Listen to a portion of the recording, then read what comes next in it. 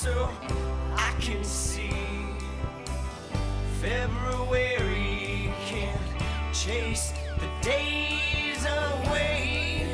Yeah, away.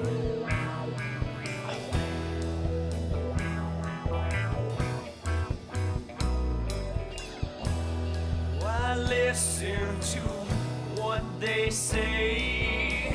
Save yourself for another day. This one's coming, it's gone to the wind again. Yeah, again, again.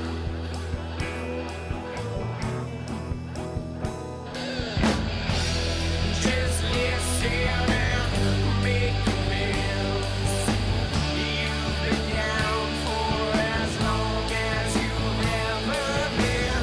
This weighs up, but you're down again. It's just like you to pull off what you thought you couldn't think today.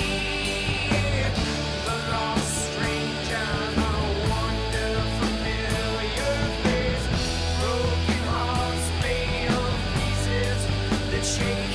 I've had one too many of them. So now we greet.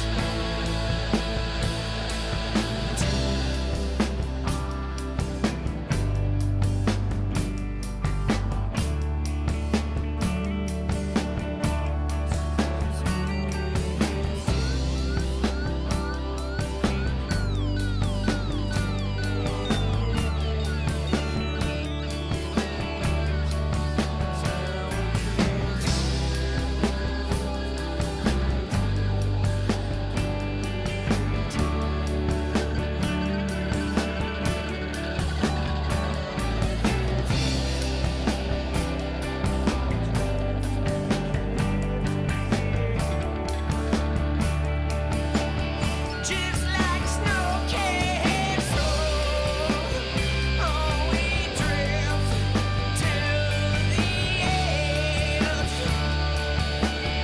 Just like snow can't slow, oh, we drift to the edge. Just like snow can't slow, oh, we drift to the edge. Just like snow can't slow, oh, we drift to the edge.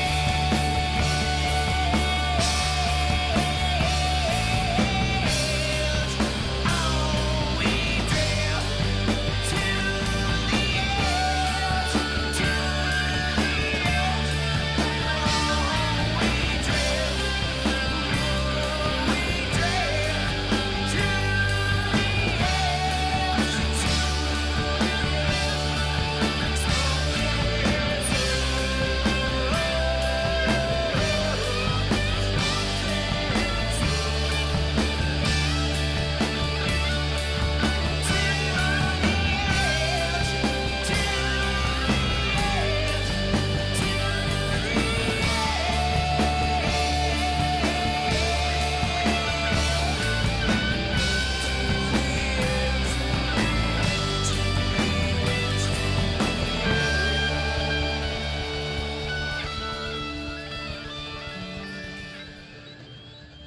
Yeah, let's do it again. All right.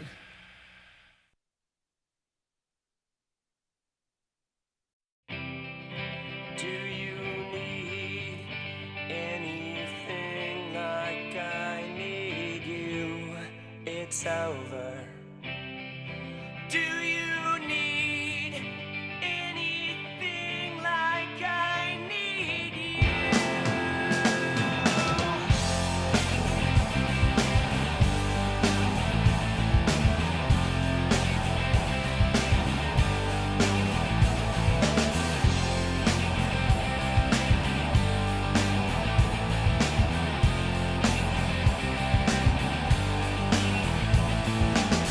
I've got no place to be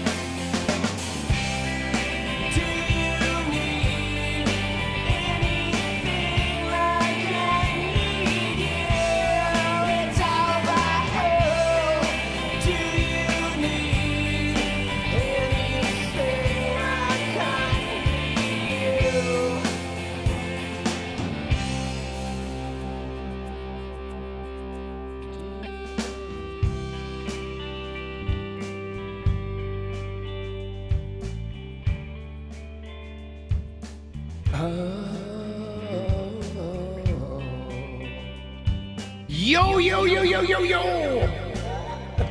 What's up? The quiet intro. Oh, oh, oh. Oh, oh, oh. How we doing? Dude, I'm on so early. We don't even know what to do. It's so early. It's so early. Oh,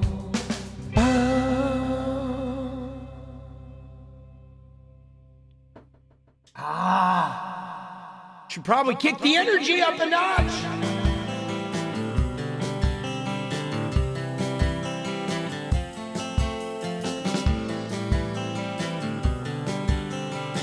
Here we go.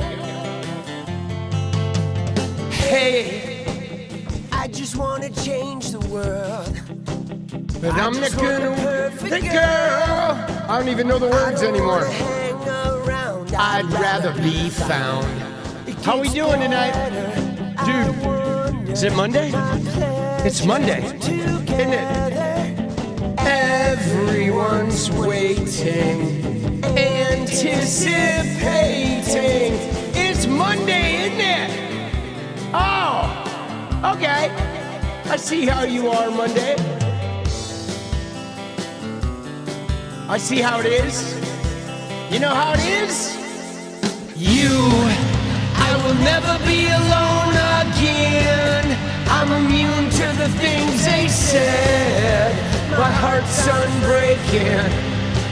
You're radiant truth. I know that you will understand because I finally found myself. My heart's unbreaking. You're radiant. Hey, I just wanna change the world, but I'm not gonna wait my turn. I don't wanna hang them down, I'd rather be found. It gets better, I wonder. My pleasure. Together, everyone's waiting, anticipating.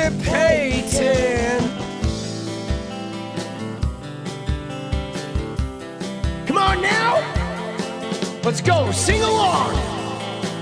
You know you want to. Dude, let's go, Beard.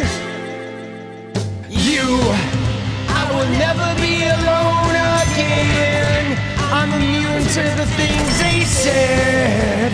My heart's unbreaking. You're radiant truth. I know that you will understand because I finally found myself. My heart's unbreaking. You're radiant. You're radiant.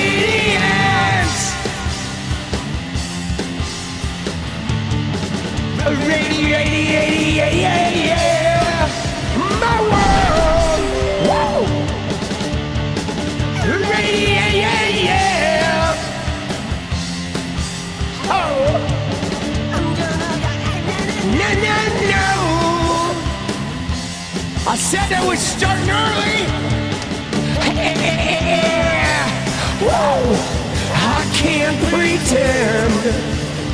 No, no, no, no. I hope this never ends. It's about you. I will never be alone again. I'm immune to the things I said. My heart's unbreaking. You're radiant truth. I know that you will understand because I finally found myself. My heart's unbreaking. You're radiant. You're radiant. Oh.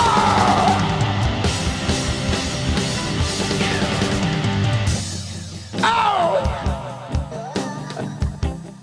Oh. Oh. Let's fucking go. Yeah, baby. All right. Now that's an intro.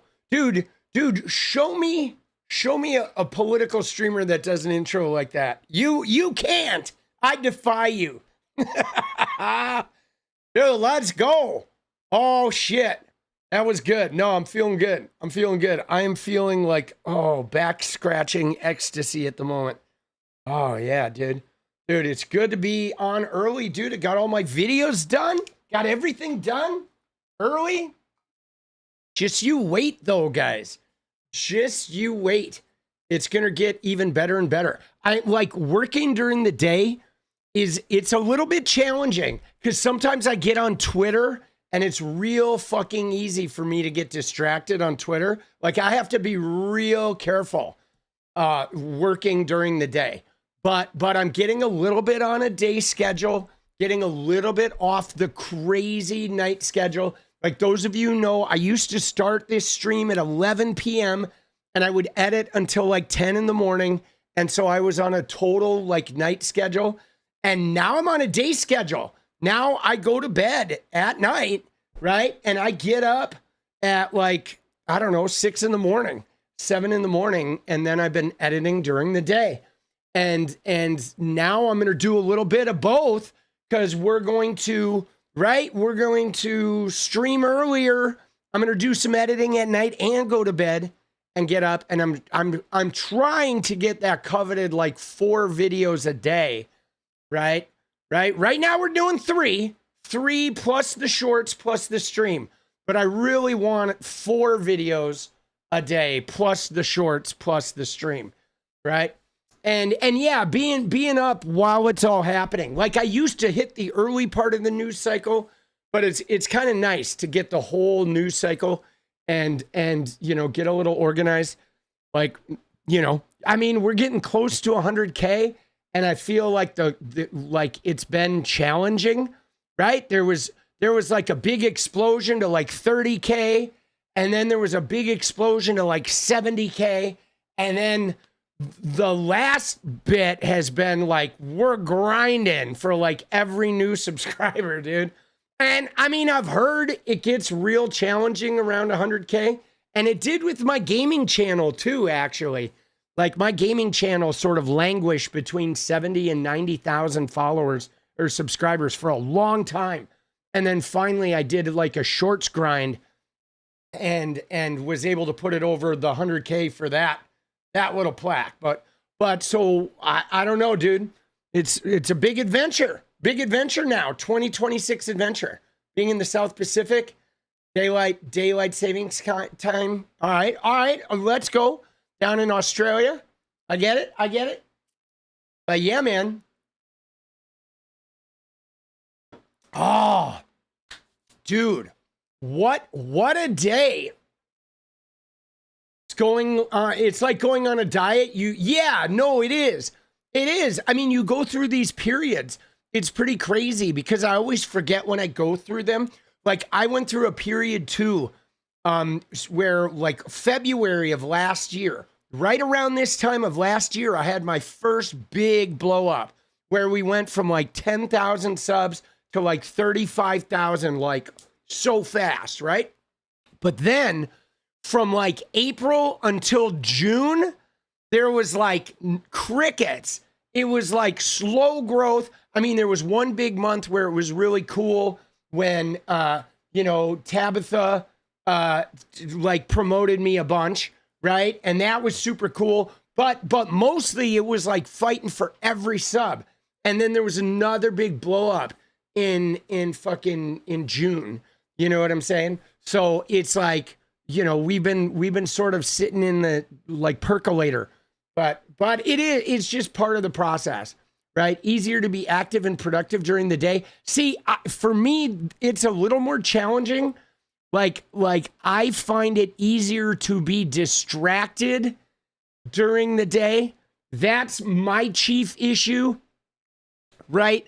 My productivity is sometimes directly correlated to my level of distraction, right? That's the thing that's super challenging during the day. Like I think I find between like 3 in the morning and 8 in the morning as like sort of really peak times. You know, if I'm not too tired, it's like, for me, I get so distracted, especially with Twitter, dude.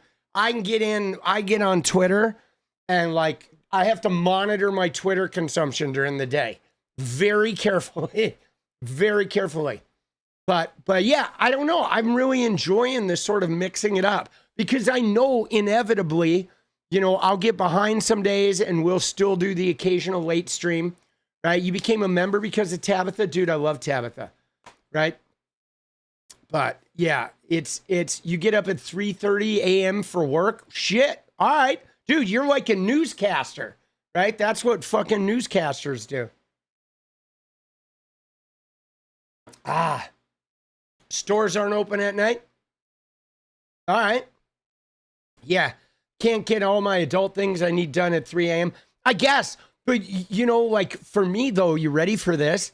I don't know if this is good or bad, but I never leave the house. I don't, dude. I literally, can I just tell you? Check this out, okay? It's because I'm like a streamer and a YouTuber. I go out on Thursdays when I go and I get my massage and I'm out and I usually go grocery shopping while I'm out. But other than that, like I normally don't leave the house. Jenny and I will go to a movie on the weekend because we have unlimited. So we go to the movie on the weekend, sometimes a second time during the week. But that's it. Other than that, I don't really ever leave the house. My car, I bought a brand new car like at the end of 2020, the start of 2021. I've had this thing for 5 years and it's only got 20,000 miles on it because I never drive. It's gotten hit twice by like fucking people just bombing up our street, crashing into it. But I've never been in it, dude. It's been in 2 accidents that I wasn't even in the car, dude. It's been hit twice while parked. Bro, isn't that crazy? It's a beautiful car, too. But fortunately, there's a really good body shop. Dude, yeah, it got sideswiped by a woman who was like 70, and it was the second accident she had had in 1 week. And then it got hit by a hit and run. Somebody hit and ran and like smashed up the front end another time. So it was like a fucking, you know, my, what do you call it? Fucking, my insurance like saved me on that one. But fuck, bro, it's crazy.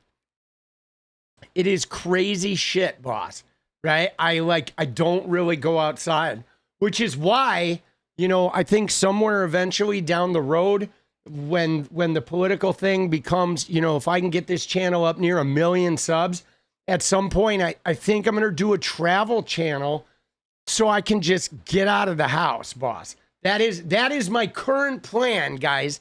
I think we'll see. We'll see how it works out. But my current plan is somewhere down the road when you know, I will sort of like lean into still doing a little bit of political streaming, but I'm also going to travel, and I'm going to at some point do a travel channel, right? Where Jenny and I are going to go travel around the world, and we're going to go meet some local people. We're going to go have the little Tommy network experience out in the real world, right? Let's go. But yeah, so I never leave the house.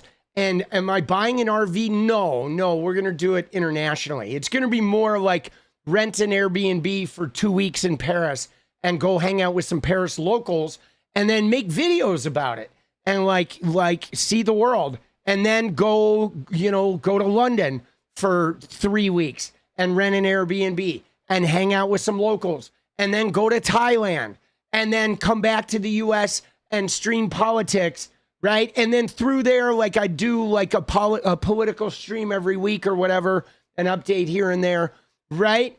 And then fucking like do that like off and on with the politics. That's another thing that I think I want to do, which is go and fucking see the world, but like not like a normal travel influencer where they're like an Instagram model sort of thing, but going and fucking hanging with locals and like learning about the place and like living there for, 2 weeks or whatever. I think it'd be really cool. I think my personality would be good to do that and to sort of like, they say that all politics is local, to like go and see the local flavor around the world. You know what I mean? Like the politics of fucking humanity, if you will.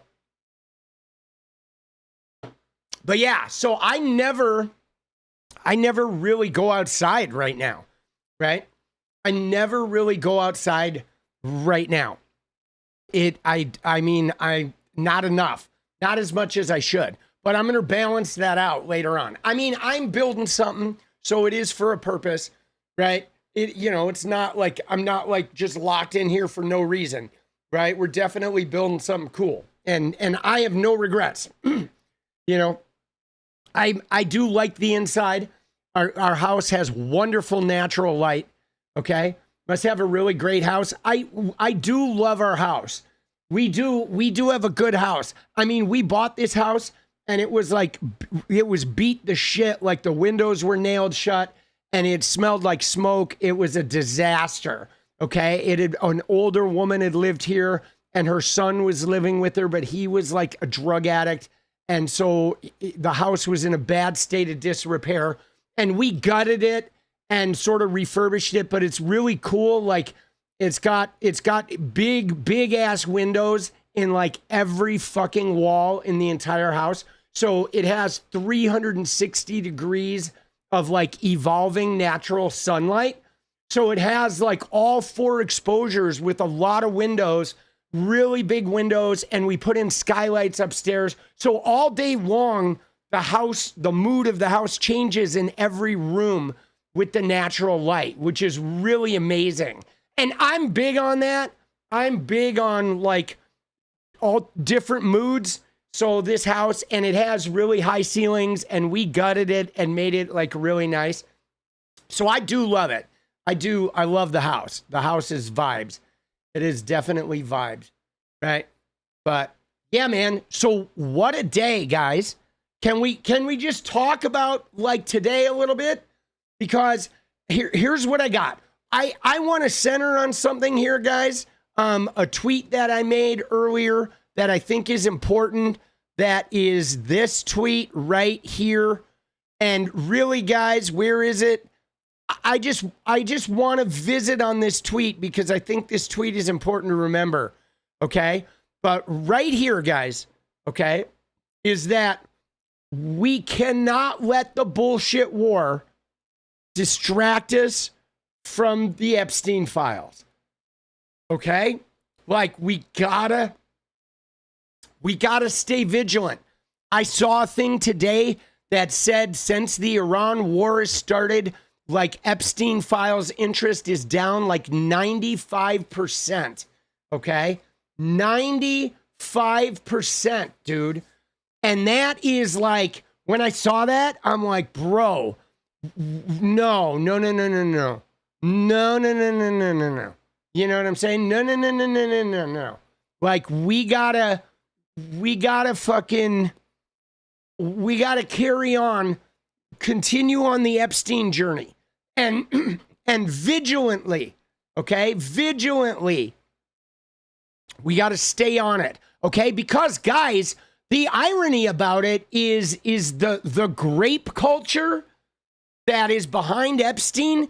That's what imperialism is too, guys. When you think about it, imperialism and authoritarianism and fascism and colonialism, that is all just rape culture, guys. It is. It is literally, you go in and without the people's consent, you just start taking shit. You take their land, you fucking impose your whatever, your religion, your way of life. I mean, often it goes into actual rape culture where they literally just start impregnating the native people or the people who live there. Like, it's brutal. Okay? All of this shit is tied up in Epstein. Like, all of the problems in the entire fucking world are tied up inside that Epstein files case, okay? Privilege, power, grape culture, like, you know, people having no consequences when they're a certain social class, okay? I mean, you know, being able to buy political power in order to keep yourself out of jail even, it is the real deal. So I want to make sure that we stay focused on that. And yeah, no, I know having an adjudicated rapist as your president was like we were asking for disaster, okay? And here we are. We're getting it. Now, as far as the Iran war shit goes, though, I know Trump today is like, oh, this thing is basically over, but you know why he did that, right? You know that there was like a huge insider trading thing. I don't know if you guys are aware of this, but we should probably fucking talk about this. We'll start here. But like, guys, can I just show you? It's this 𝗙𝗪𝗏 thing, okay? Look at this, right? Or no. It wasn't a 𝗙𝗪𝗏 thing. Sorry, it was the S&P. Okay, look at this. This is insane, guys. Okay, this is fucking insane right here. Because again, we have like insiders that are trading on this shit that are profiting off Trump's announcements. Okay, so at 2 p.m. Eastern today, the S&P 500, okay, had these calls that had fallen to like worthless amount, okay? Just nothing, right? 2 cents per contract, okay? Then an hour and 10 minutes later, when Trump said the Iran war is basically over, this shit started soaring, okay? So $1,000 invested at 2:10 p.m. was worth 250 grand 80 minutes later, okay? $1,000. Like if you knew that announcement was coming and you went and bought those fucking cheap contracts, every $1,000 you invested would turn into 250 grand, okay? And so somebody went in there and literally somebody bought a bunch of these and made like $4 million in 75 minutes, okay? And it is crazy, okay? They're right. This shit was falling. They fell to like near worthless. People started buying them right here. And then 80 minutes later, he made an announcement that sent it soaring. And then they immediately started selling them off, okay? And so they literally just fucking jacked it, okay? You ready? And look at this. This guy said, we saw it. Some absolute legend, or AKA insider, probably a Trump family member, scooped up 9,000 of them at 12 cents each. Okay? 9,000. Okay? Right?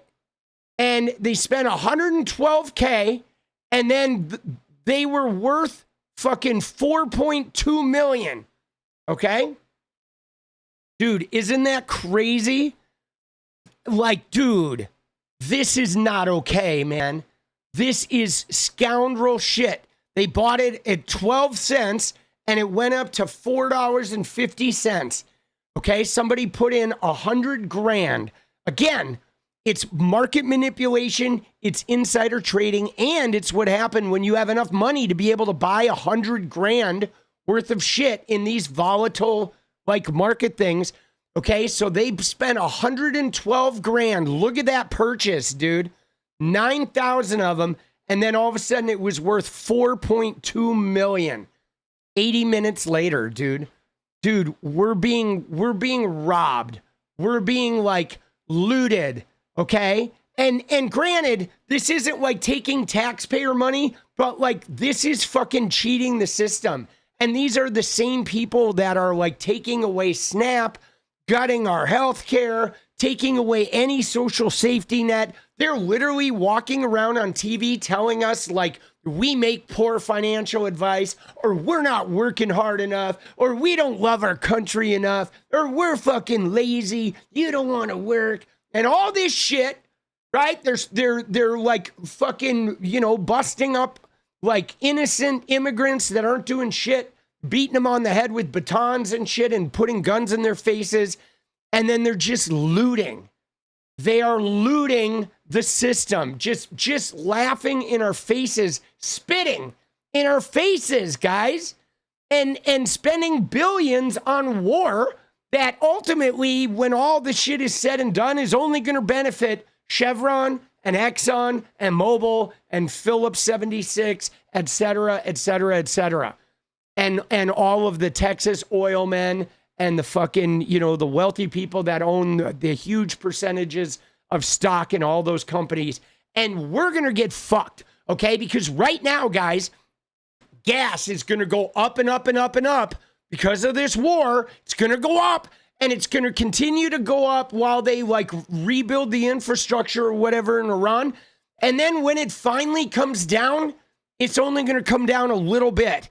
And even though they're going to get access to a whole bunch of new oil in Venezuela and in the Middle East, and they're going to have all this extra ways of making money, our price is going to come down just a tiny bit, and the price floor is going to move up to where we're just continually getting fleeced, okay? And then what are they doing? They're doing manipulated fucking trades every time Trump goes and makes a big announcement. And like, dude, this makes me so mad. It makes me not even want to like I don't even want to participate in the United States economy when it's like this, that like people are allowed to just loot and cheat and insider trade and do so much sneaky ass shit. And we get so screwed, dude. We get, right? I mean, dude, they even crashed our fucking crypto, bro. Dude, they literally crashed Bitcoin. Right? They sold it all off. They like jacked it up and then everybody sold it off. Oh, fucking brutal, dude.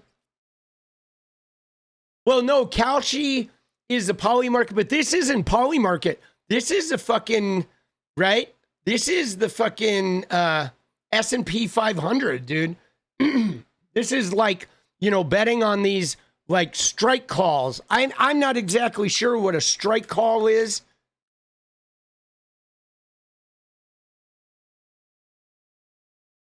Let's see. It's like where you... So what is a strike call?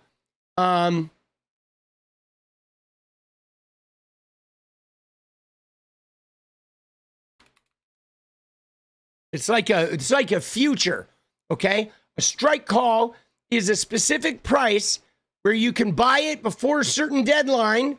Okay, so what you do is you buy a call thinking the price is going to go up.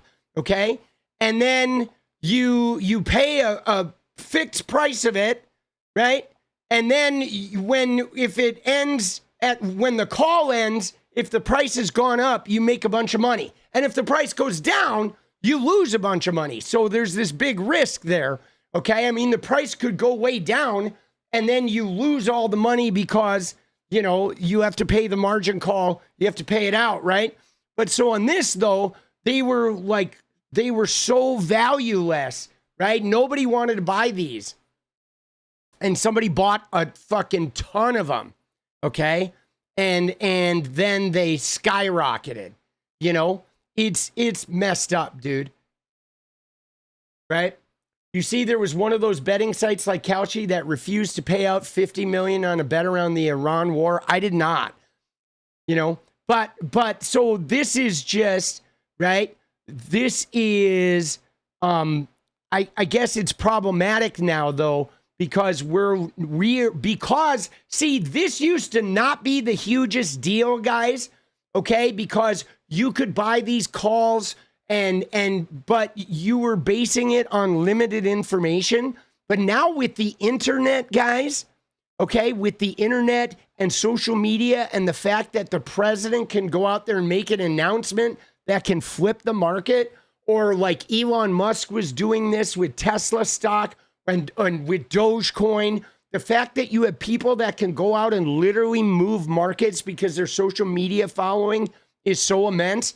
Now it makes all of this shit suspect and like too easy for market manipulation. So Donald Trump can have an announcement that's going to wildly affect the market, and him and his family and all his cronies can go and buy this cheap shit right before he makes that announcement. And then boom, off to the bank they go. And this is brutal. Okay. Somebody turned 112,000 into 4.2 million. Okay. Dude, it's just brutal. Okay. Right? You know what I'm saying?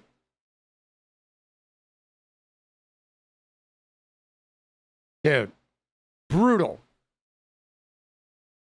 It's just brutal, man. I'm so like I'm so against this shit. I am so tired of this kind of crazy shit. And then meantime, you ready?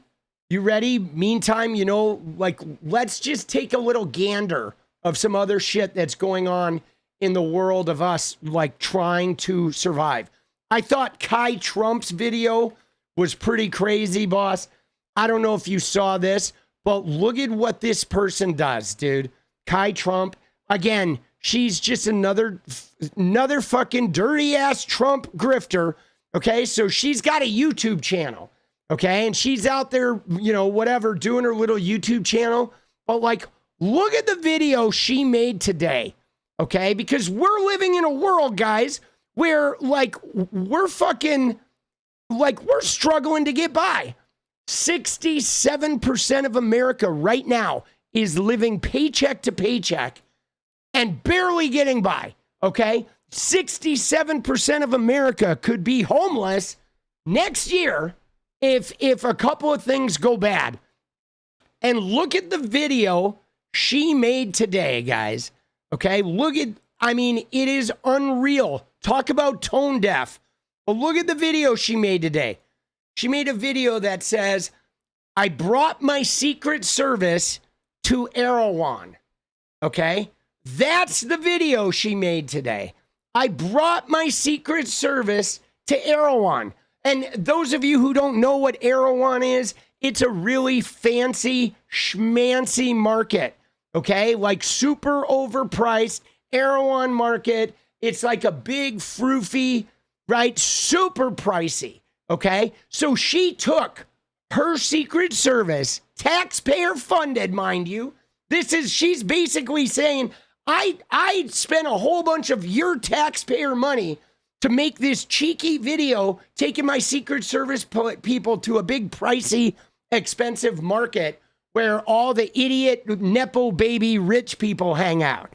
Okay, and she's making videos on this. This is her little YouTube content that she's selling to all the little kids that follow her. She has, 1.5 million YouTube followers, all because of her dad and because of her trashy ass family.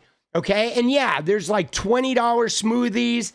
Everything there is super pricey. So she goes and takes a Secret Service to this fancy schmancy, rich market and blows a whole bunch of taxpayer dollars. And then hires an editor to make a YouTube video where she's going to make a bunch of money, right? And it's all at a time when her grandpa, her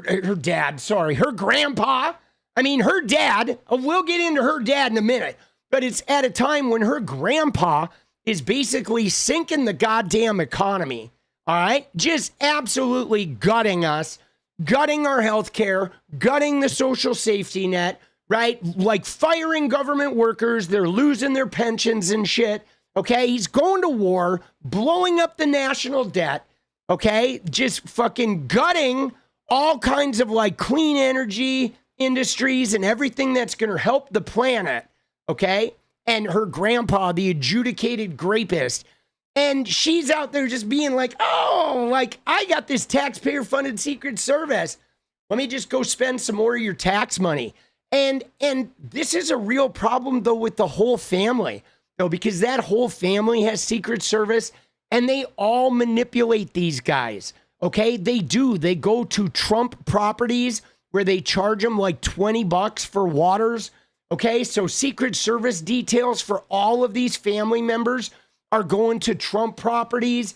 And then, you know, they follow like Jared and Ivanka around, and they don't want them to be in their living space using their bathrooms. So the Secret Service had to rent like pricey apartments. They have to get extra fucking spaces and shit to be able to use the bathroom because they, you know, Jared and Ivanka are like, don't want them like in their living space. I mean, this is just like so gross, dude. They're literally just bilking us, okay? And what's more, her dad, okay, Don Jr., her dad, okay? Let me get to her fucking dad, which is Don Jr. Him and Eric are like, they bought into a drone company, okay? You know what I'm saying? They bought into a drone company, guys. So that means while Donald Trump is out here like fighting like in, you know, wars in Iran and fighting in Syria and fighting in Somalia, Don Jr. and Eric Jr., I bet your ass their company is going to be getting the drone contracts, okay? So like Don, you know, Don Sr.'s going to war wherever he can, and his own kids are going to be picking up those drone contracts, guys. They're going to be making this fucking money, bro. This shit is so wonky. Dude, a more guy, let's go. Dude, oops, wrong button. There it is.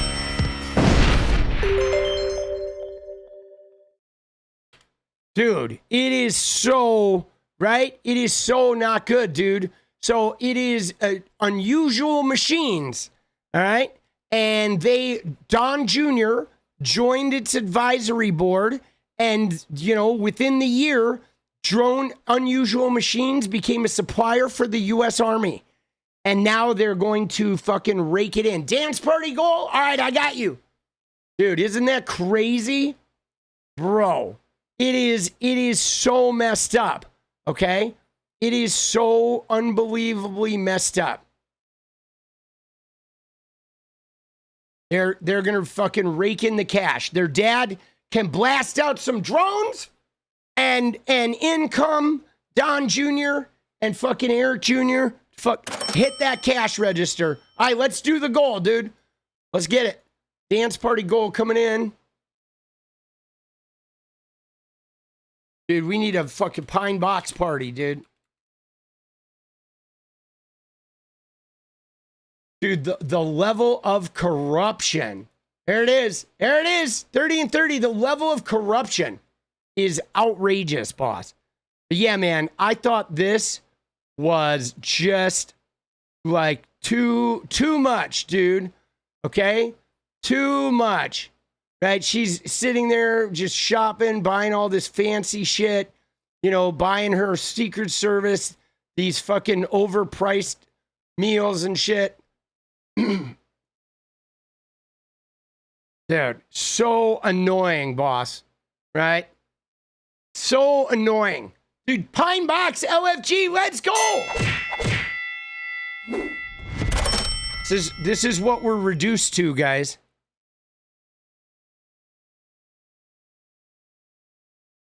Right? This is what we're reduced to. Pine boxes now, dude, we need a whole arrangement. We need a whole, like a family discount of pine boxes. Dude, there we go. Right? While most people can barely afford to live, they're just chewing up our taxpayer dollars. Just chewing them up, dude. She has no riz. Yeah. I find all of the Trump kids to be extraordinarily awkward, right? The only one that seems like not super awkward is Jared and Ivanka's daughter. She seems like she wants out of the family. She does.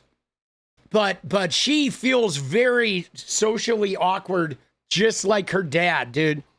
She got the bad genes, dude. She's robbing us blind. Dude, they're all robbing us blind.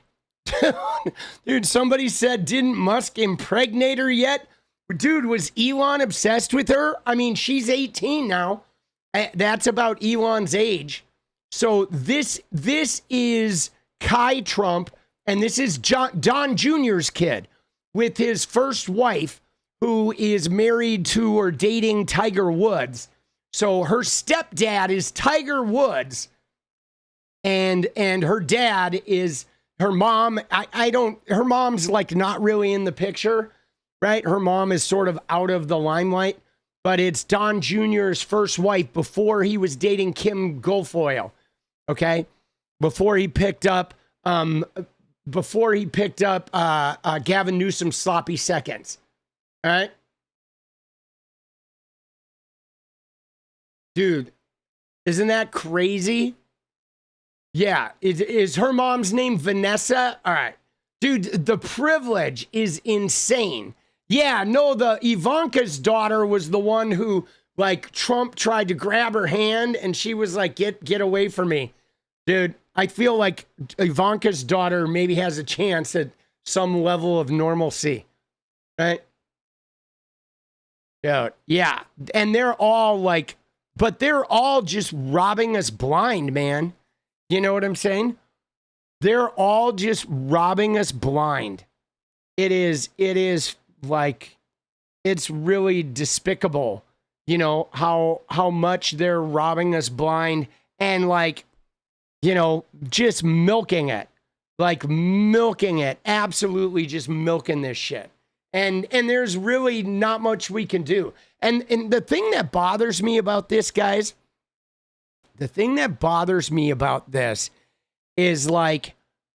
is the attitude you get, okay?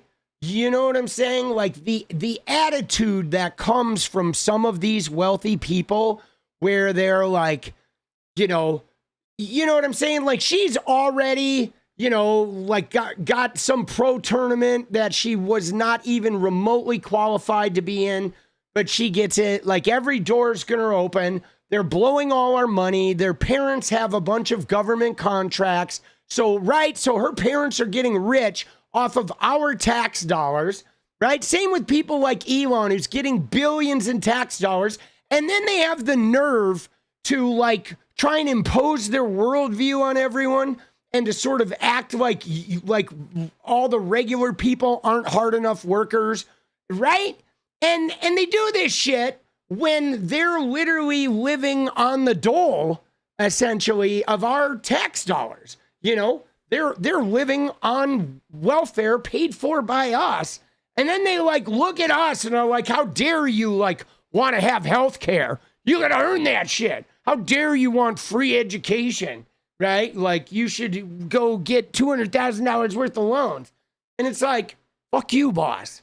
You know what I mean? It's like, fuck off, right? You little Nepo trash, right? They're all Nepo babies, you know? And then, I mean, if you go and look at her YouTube channel, right? She's got videos of her, like, hanging out with, like, Logan Paul and Jake Paul and shit. Like, of course, right? She goes to some championship over here with fucking Jake Paul. Of course, right? Jake Paul's another guy who, remember Jake Paul? He was sitting there doing his thing. Oh, you better vote for Trump. You better vote for Trump. And then he's out there, like, talking about Bad Bunny and how awful Bad Bunny is. But that motherfucker, Jake Paul, that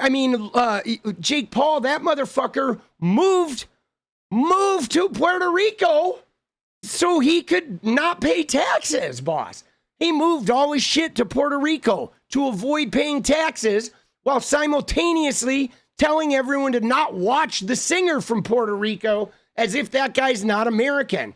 Like, that's what they fucking do, man.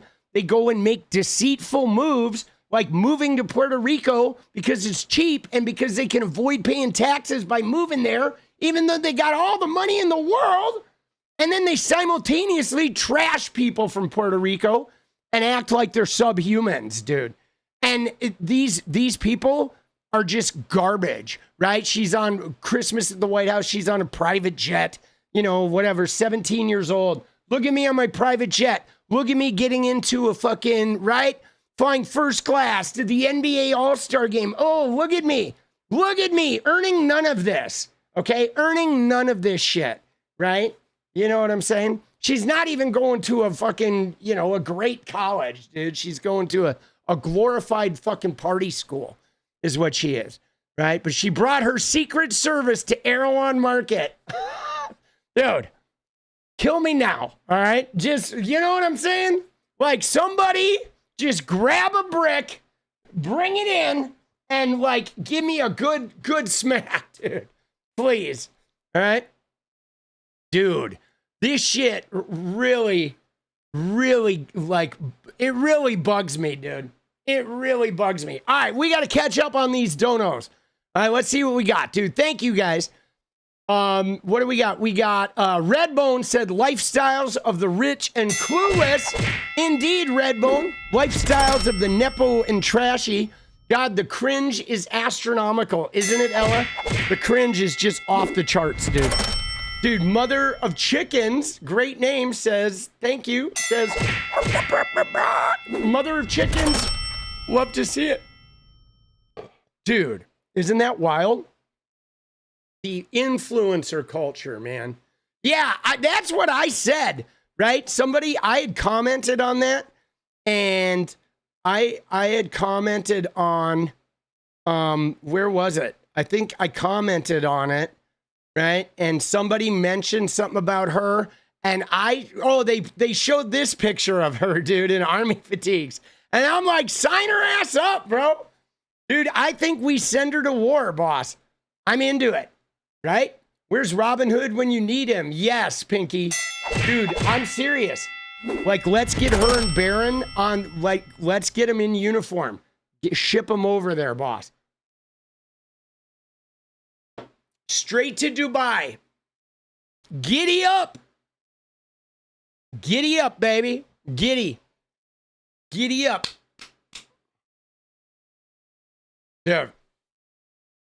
Oh, would love to see it. Now, all right, let's go, though. We got to go look at her granddad. We got to go look at, unfortunately, we do have to look at some of her granddad's, you know. we got to go look at Kai's granddad. And then later, guys, we're going to look at an insane, okay? Oh, it looks like the Erewhon vlog drew some backlash. All right. It was a $21 Hailey Bieber smoothie that she was like feeding these guys. Right. Oh my God. She joked about the bill leading to bankruptcy. Oh, Jesus. Please. Right. Secret Service agents. Right. She takes they're buying $21 smoothies. All right. Ew. Dude. Erewhon. Oh my God, dude. Erewhon Market. Bankrupting. Sure. It's going to bankrupt. I don't think it's going to bankrupt. You know what I'm saying? I love what Matt said. He said it genuinely sometimes feels like they are trying to usher in a French Revolution, right? They changed the title to remove Secret Service. Did they? I didn't look on her YouTube. Hold on. Yeah, no, the title is still Secret Service, right? It's still in the title of her video, right? Yeah, no, this is while people are starving. People are starving and going homeless, right? Brutal. But so she is crazy. Look at this. I guess she has 7 vehicles, 3 motorcycles, and 4 SUVs, right? Well, you know what's messed up about this? Because look at this shit. She has like a motorcade that like protects her and shit. Like our police work with the Secret Service with this motorcade. So she gets to drive around like that. And, you know, it's so disturbing, boss. Because at the end of the day, these are who the cops really protect, right? Yeah, waste, fraud, and abuse right here, guys. Where's Doge? Yo, where's Doge? Yo, oh, let's get Doge on the case. Oh, my crazy granddaughter is just blowing money. It is so annoying, okay? And this is, think about this, guys. All of the Trumps have this, okay? Donald Trump has this. Kai Trump and Don Jr. and Eric and Laura, right? And then, you know what I'm saying? And then all of the Trump's grandkids, like the whole family has this shit. Okay? They're just fucking raking this shit in, bro. Right? They're just raking this shit in, all of them. It is wild, dude. It is wild. And then meanwhile, they're just decimating the fucking economy, right? We can't even, my God, if you want a tax break, they're like, fuck you, right? Screw you. Oh, you're too poor to pay for college? Dude, a little help for Don Jr.'s Erewhon Organic Blow, dude. Dude, I believe they sell blow at Erewhon, right? Don't they?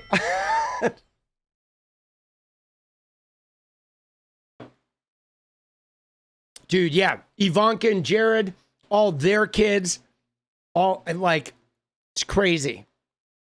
It's crazy shit, boss. Right? I love it. She should enlist. She should enlist, man. You know what I'm saying? Your kids might get drafted to fight in Iran while the Trump family uses your tax dollars to shop premium, organic, gluten-free cake. Right? That's it. That's what I said. I mean, I fucking was a little less, gentle with my words, right? I was like, 67% of America hopes they don't end up homeless, and the Nepo brats make content celebrating how they waste our tax dollars. I'm like, she should follow it up with a trip to Mar-a-Lago where she sells the Secret Service $30 waters. Dude, they're so scuzzy. And I mean, Trump's properties too. Think about this, guys. Every time he goes to Mar-a-Lago, every time he goes to Bedminster, I mean, Trump goes to a Trump property every weekend. Every time he goes golfing, he is literally just hitting a cash register. He's making hundreds of thousands of dollars every single time he goes golfing.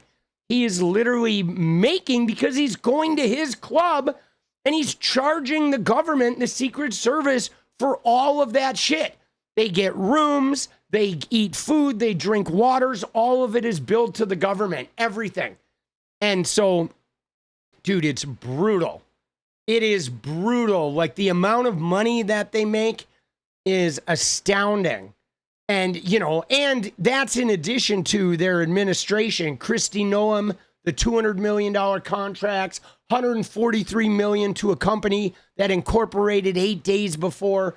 I mean, they are all just piggy banking and just looting the government like brutally right now. But all right, it's time though. It's time to go look at her fucking granddad.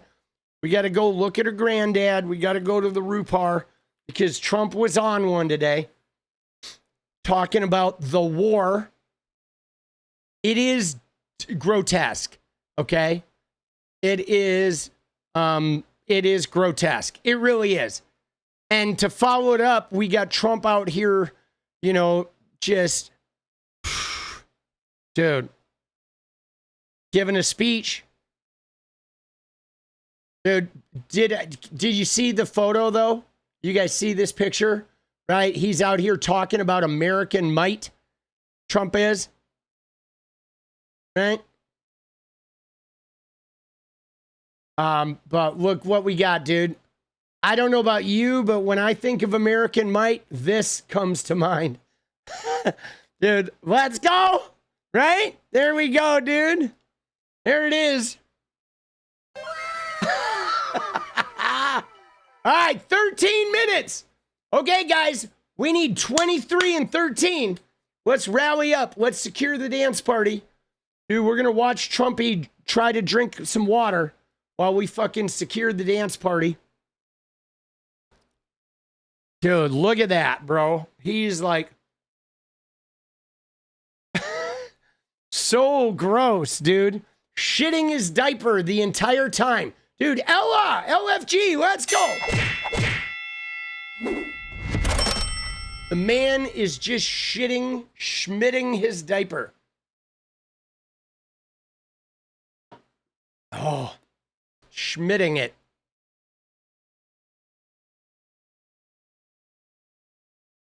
crazy.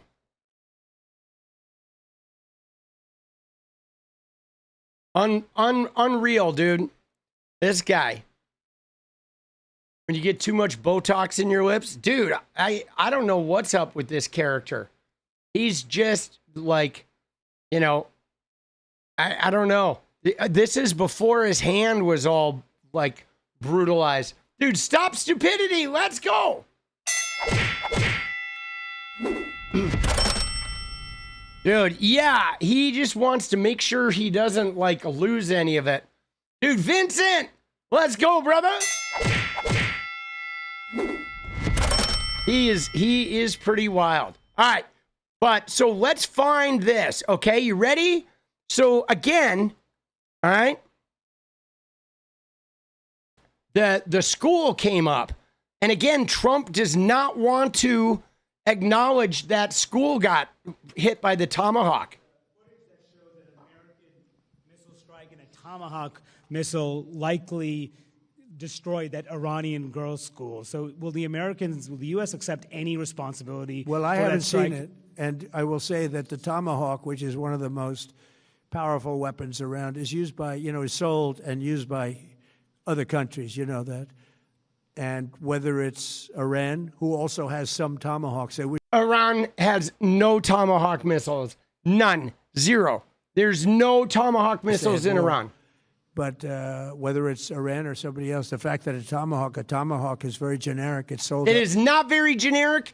The only people that have them are the U.S. Navy, the Australian Navy, the Netherlands Navy, and the fucking Royal Navy UK. Okay? Iran has zero Tomahawks. Dude, let's go, mother chickens. Dude, and none of these people are firing missiles over there right now. He is lying through his fucking teeth. But that's being investigated right now. Dude, Israel doesn't even have Tomahawks, guys. Israel does not have Tomahawk missiles. They don't use them. That was a U.S. missile, okay? He is full of Schmidt, dude. He is lying, boss.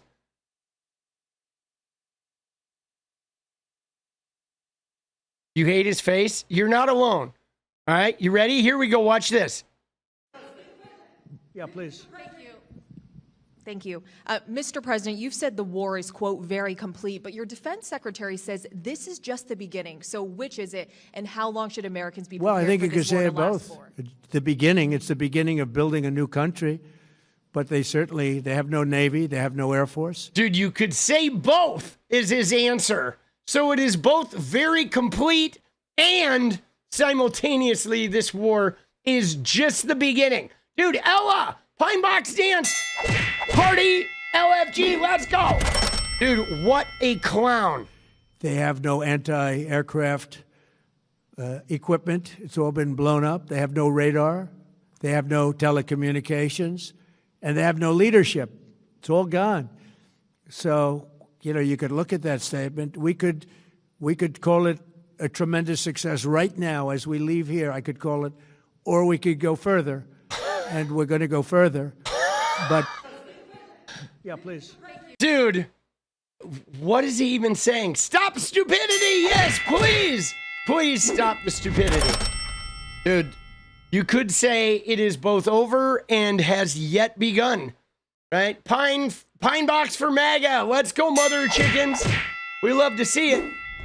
Let's go. All right, guys. We're now 17-8.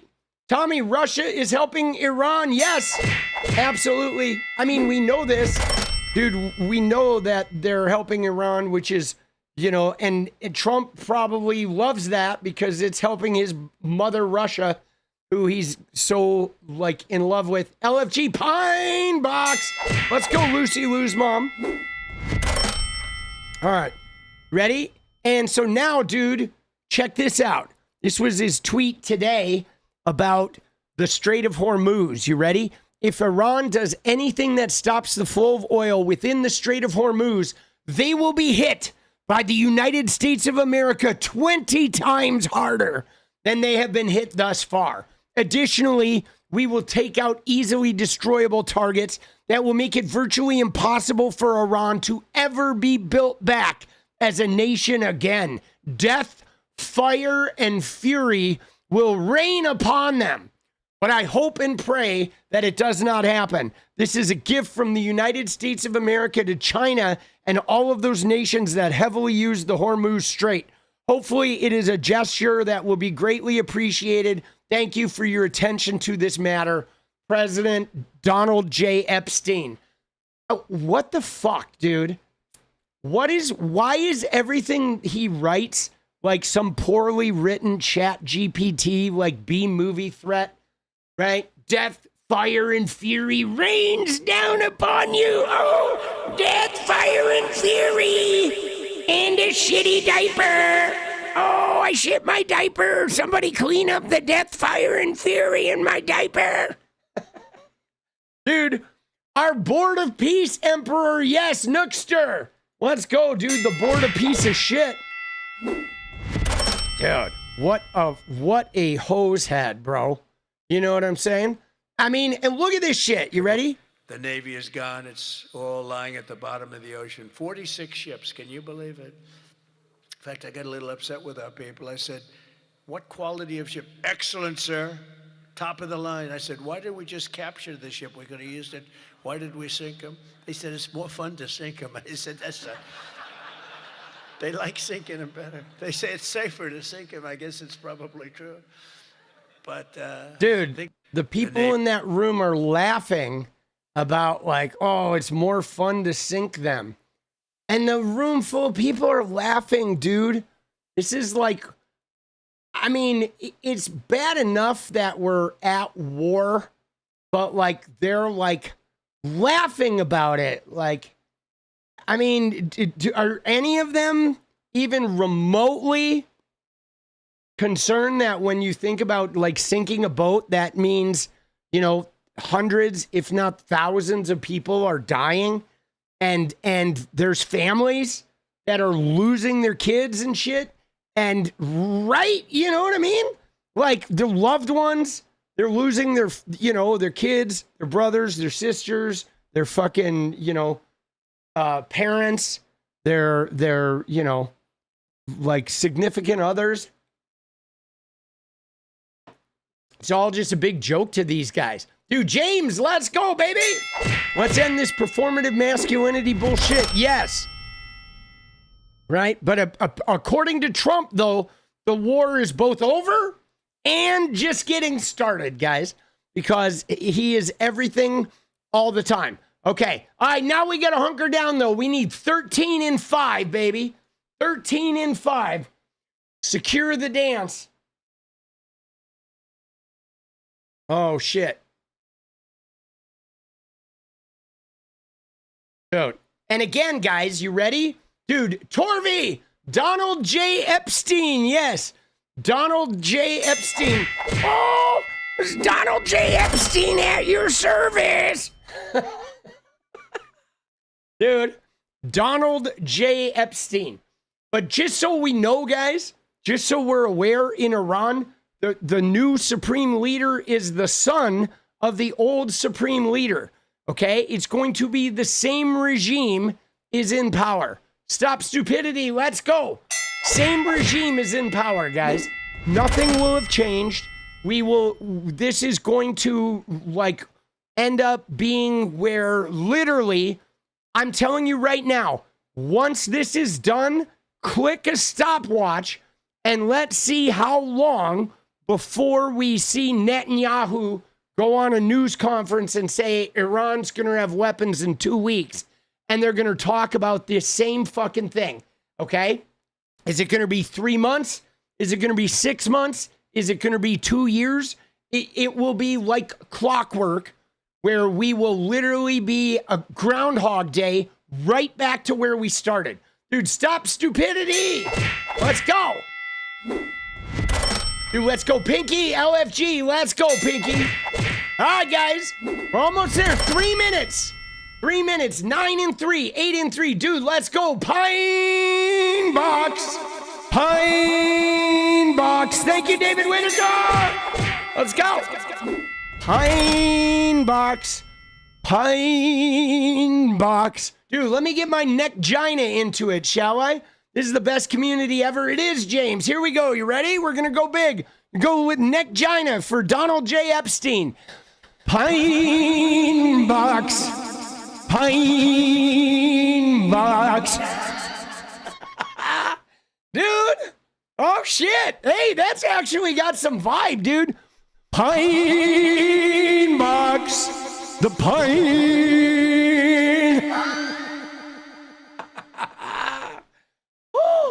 Dude, Torby, no, not Groundhog Day. Yeah, no, I hope not. Oh, shit. Oh, dude, I think I may have hurt myself, bro. Not going to be able to talk after that. Dude, 𝗙𝗏𝗏 said, I hate DJT more and more every day. I mean, I don't think you're alone, 𝗙𝗏𝗏. I'll be honest. I think you might not be the only one that has some strong feelings about the old DJT. Dude, Felicia, let's go. LFG, let's go. All right, guys, 1:45. We are 4 away, dude. We cannot let Trump's neckgina win. There will be no neckgina winning. Oh, let's go. Dude, I hear you get a family discount on pine boxes. Right? Dude, Boot Boy, let's go, Boot Boy. Appreciate you. David Whitaker, let's go, boss. Dance party. Dude, stop stupidity. Let's go. Here it is. Uno mas. You had a different message. YouTube wouldn't let you send it. Yeah, no, I know YouTube does put the clamps on sometimes about those messages. There it is. Pine box for Donald J. Epstein, please. Christine, let's go. Bringing us home, dude. Dance party secured. Let's go, dude. Ella, pine box for the neckgina. For the neckgina, let's go, dude. Dude, the neckgina, Trump's neckgina is going to need 2 boxes, guys. It's getting pretty flabby. Dude, Pinky Parker, let's go. DJT will be worse tomorrow. Pine box. Pine box. Pine box. Oh. Dude, watch Save Kids. Let's go, dude. LFG. Appreciate you, boss. Let's go.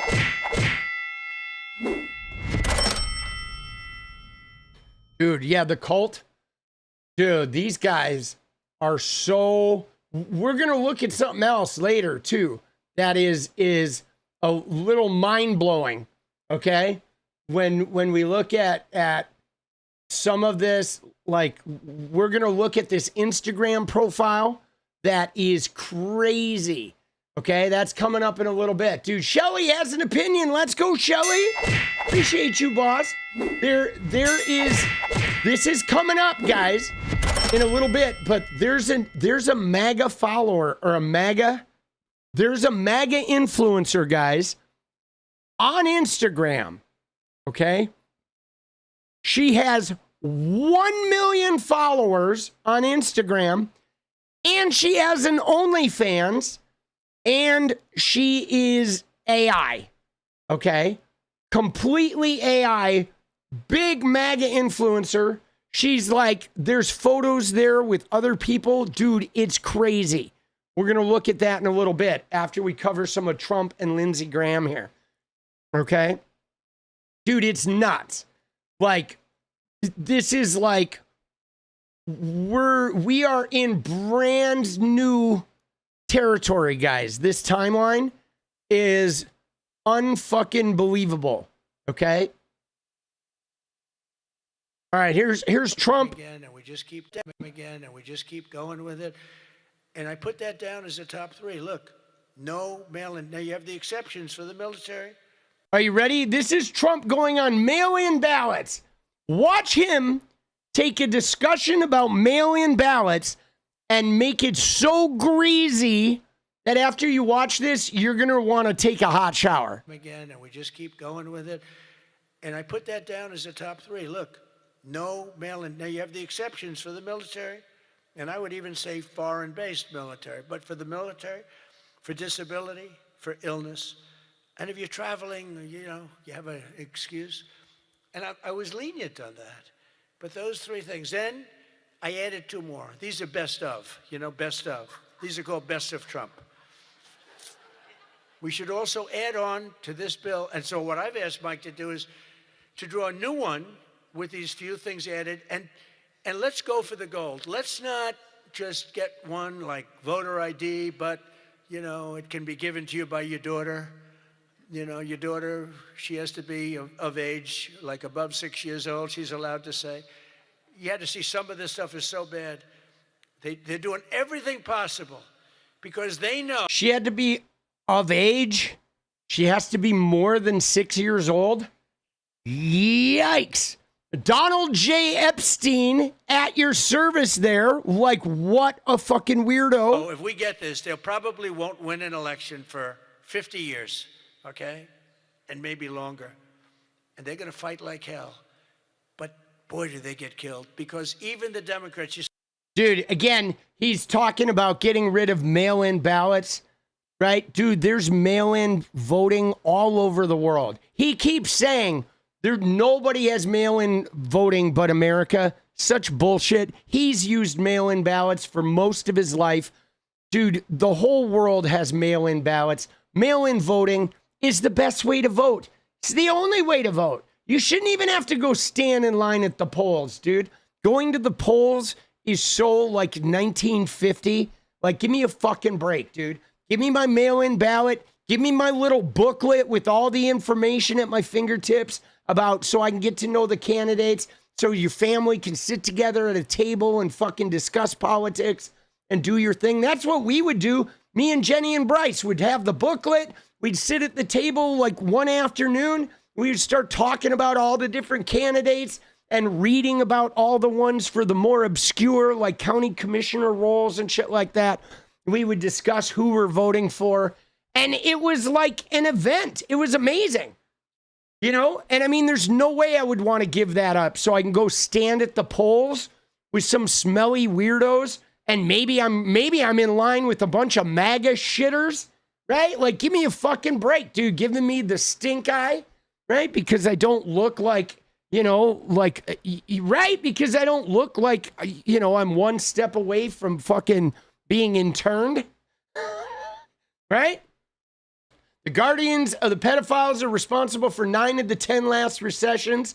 Who the F still votes for him? Yeah, I mean, dude, you gotta wonder, Froggy, right? You gotta wonder who would vote. Like, who would vote for Republicans? Dude, you know what I'm saying? There's no way, dude. There's no way. Dude, can I tell you the MAGA story? All right, so a buddy of mine is a director of photography, and he does all those movies for Ty West, right? Like, he shot, Maxine and X and Pearl. He's worked with Ty West all the way back to like House of the Devil, okay? And Elliot, that's like one of his big jobs, is he always is director of photography for the Ty West movies. But like, he takes TV jobs in between those movies, right? When they were shooting Maxine and X and all that, they were in like New Zealand, I think, for a big chunk of time. But so in between, he shoots a lot of these Amazon TV shows, okay? Now, a lot of the Amazon TV shows right now are being filmed in Georgia, okay? Georgia is like a super popular film spot. And the reason they're filmed in Georgia is Georgia has these crazy like film incentives. And so there's a whole subculture of independent media that is now being made in Georgia. Georgia's like a really big state. They have really good weather. They have a lot of different environments, a lot of different building styles. So you can shoot a lot of time periods. But so Elliot was telling me this fucking story where they were shooting this Amazon TV show in Georgia, and it was in this tiny town, right? Like a really small town, a town of, like 1,000 people in Georgia. And he decided one day he had a day off. He went out he was going through like the boutiques in the little downtown. And this MAGA dude came in with his family, okay? A MAGA dude is in there with his young daughters and his teenage daughters and his wife, okay? He's with like 4 or 5 girls and the MAGA dude.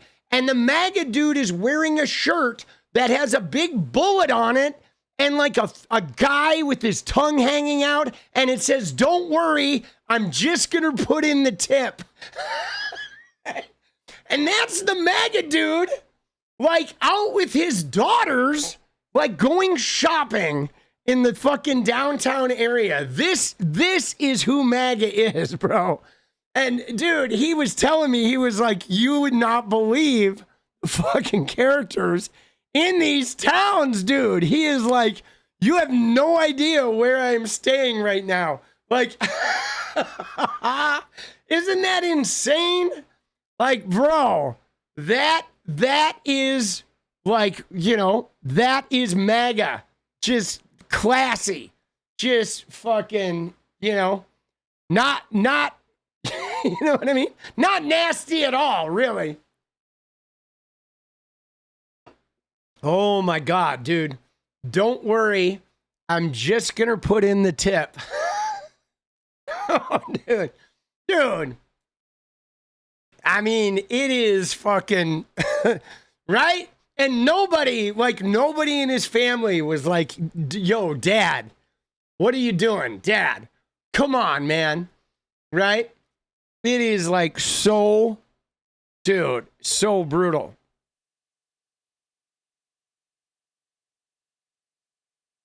And again, it looks like they're waiving sanctions, okay? They're waiving oil sanctions with Russia, guys.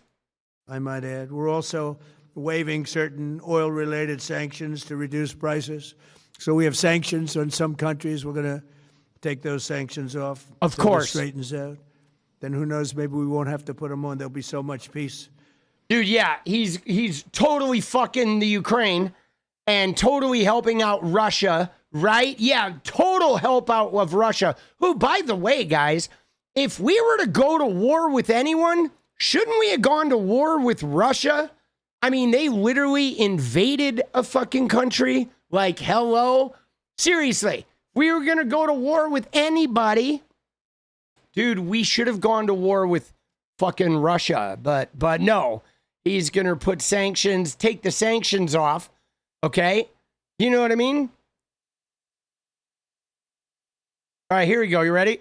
President, you just suggested that Iran somehow got its hands on a tomahawk and bombed its own elementary school on the first day of the war. But you're the only person in your government saying this. Even your defense secretary wouldn't say that when he was asked, standing over your shoulder on your plane on Saturday. Why are you the only person saying this? Because I just don't know enough about it. I think it's something that I was told is under investigation. Dude. But tomahawks are used by others, as you know. Numerous other nations have tomahawks. They buy them from us. But I will certainly, whatever the report shows, I'm willing to live with that report. Dude, but the guy's like, why are you? What a great question. I mean, that reporter, kudos to that reporter.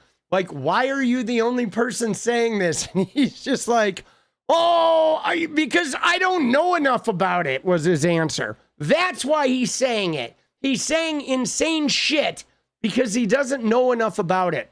And then did you see how he said at the end, though? Did you see what he said there? He said, whatever report we get, I can live with it. But I will certainly, whatever the report shows, I'm willing to live with that report. Yeah, you see that? Certainly, whatever the report shows, I'm willing to live with that report. So, like, there's going to be no apologies. There's going to be no taking responsibility. Just if the report comes back that, yeah, he bombed 200 kids and killed them, he's like, I can live with it. I mean, that's a chilling choice of words right there, guys. That says everything about this man. That this man is a fucking piece of shit, dude. You know what I'm saying? What a piece of shit, boss. Okay? But MAGA is great, and we'll always respect MAGA. We love MAGA. We're never going to let you down with MAGA. But this one's even better if you think about it. This says, America. We're going to save America. Oh. The Save America. How can they fight us? The Save America Act. And I've watched. Dude, by the way, the SAVE Act, Save America Act is super toxic, bro. It's trying to federalize a whole bunch of aspects of elections that are constitutionally powers given to the state. That thing better not pass. Okay? We could talk about it. John Thune did talk about the Save America Act. You ready? Here you go. You ready? Watch this one though. This is full on delusional. In our country, inflation is plummeting. Incomes are rising. The economy is surging. Our border is the most secure at any time in American history.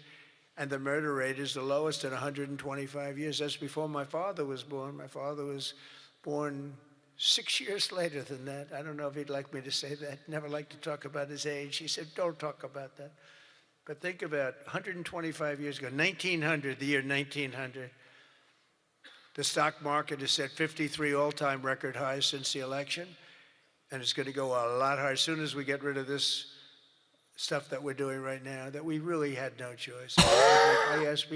Dude, he is such a rambler. Inflation is plummeting. No, it's not. Incomes are rising. No, they are not. The economy is surging. No, it is not. All right. None of those. I mean, the border's closed, but like, all right, that's not a huge deal, right? Borders closed. Everything else is just absolute failure and fucking wankery. Him talking about his dad. Dude, his dad hated him. I mean, right? Let's be real. His fucking dad hated him. Okay? And Trump is lying, and Trump is a disgusting pig. All right? I think we've hit enough of him. Wait, there was something that I was going to let's look at the Lindsey Graham quote, because Lindsey Graham kind of gave away the whole deal. You ready? Like Lindsey Graham sort of gave it away that of what's really going on here. All right? Yeah, right here. This is the one, dude. He really is just trying to pay off his Chippendales tab, guys. All right, you ready? Watch this. All of this money is to make sure they never go nuclear, they can't hit us with ballistic missiles, and they stop terrorizing the region. When this regime goes down, we're going to have a new Mideast. We're going to make a ton of money. Nobody will threaten the Straits of Hormuz again. All right, so there it is. When this regime's done, they're going to make a ton of money. Okay? I don't know what he's talking about, all of them with their whole the ballistic missiles. There was never a threat to the United States from Iranian ballistic missiles. No threat. These guys are 6,500 miles away from us. There are massive oceans on both sides. You'd have to either cross the whole Pacific or cross the whole Atlantic. There is no way that a missile, right, from Iran could ever hit the U.S. Ever. Not a chance in hell. And let's be honest, guys. I don't even care if Iran had a nuclear weapon. I mean, give me a fucking break, dude. Russia's got nuclear weapons. North Korea has nuclear weapons. Like, why the fuck do we care who has nuclear weapons? You know what I'm saying? I mean, dude, if Russia has them and he's invading goddamn Ukraine, like, come on. If Vladimir Putin can have nuclear weapons, everybody can have nuclear weapons. Give me a fucking break, dude. Right? I mean, nobody should have them, to be honest with you. We should get rid of them for everybody or let everybody have them. But, dude, yeah, if they had had a nuke, like, they wouldn't have gotten attacked, you know? I just think that this shit is dumb, dude. This whole, right? This whole, like, trying to control who has nuclear weapons when literally the only country that ever used them was us, dude, for, like, literally not a whole lot of reason. We dropped 2 of them in Japan, and, you know, an entire generation of kids grew up with, like, birth defects because of it. Like, we're so, like, grueling and brutal, you know? And this, dude, you ready? Look at this quote, guys. Oh my God. Okay? They've taken the high road every time we bombed them. They've been avoiding conflict for years. Dude, yeah, I know. Well, and the thing about this is I'm not going to pretend like the Iranian regime, like Khomeini. I'm not going to pretend like Khomeini's a good dude, because he's not.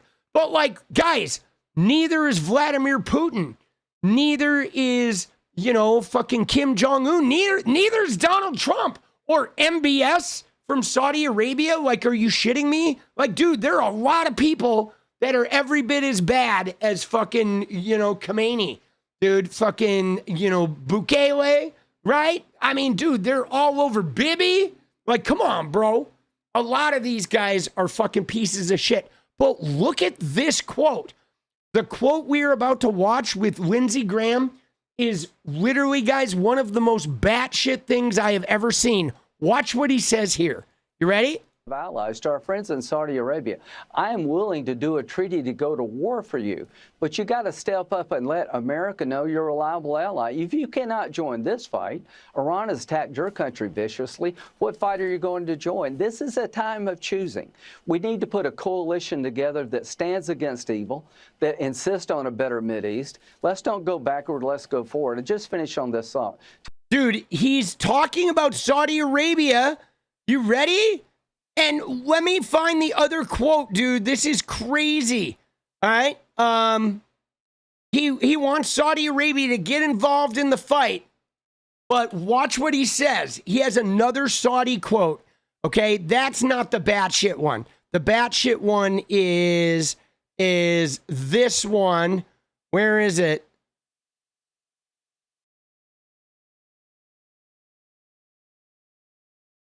Right here. This is the one. Watch this. But here's what I want to say to Saudi Arabia tonight. I'm willing to do a mutual defense agreement with your country to give you protection in perpetuity. Under the agreement I've been pushing, and I hope we can continue to talk about, if you're attacked by Iran, we would go to war for you. But here's what I want. Do you hear that? He's drafting some like agreement for Saudi Arabia in perpetuity, which means forever.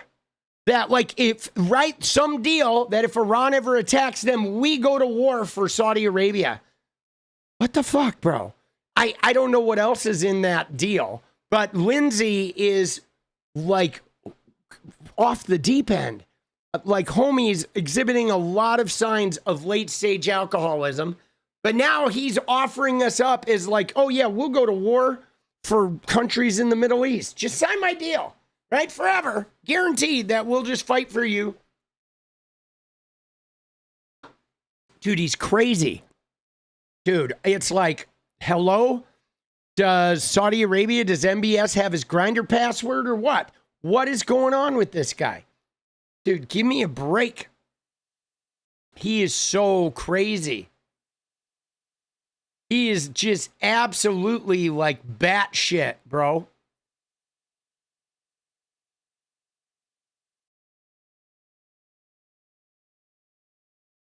But he's trying to get them involved in the war as well.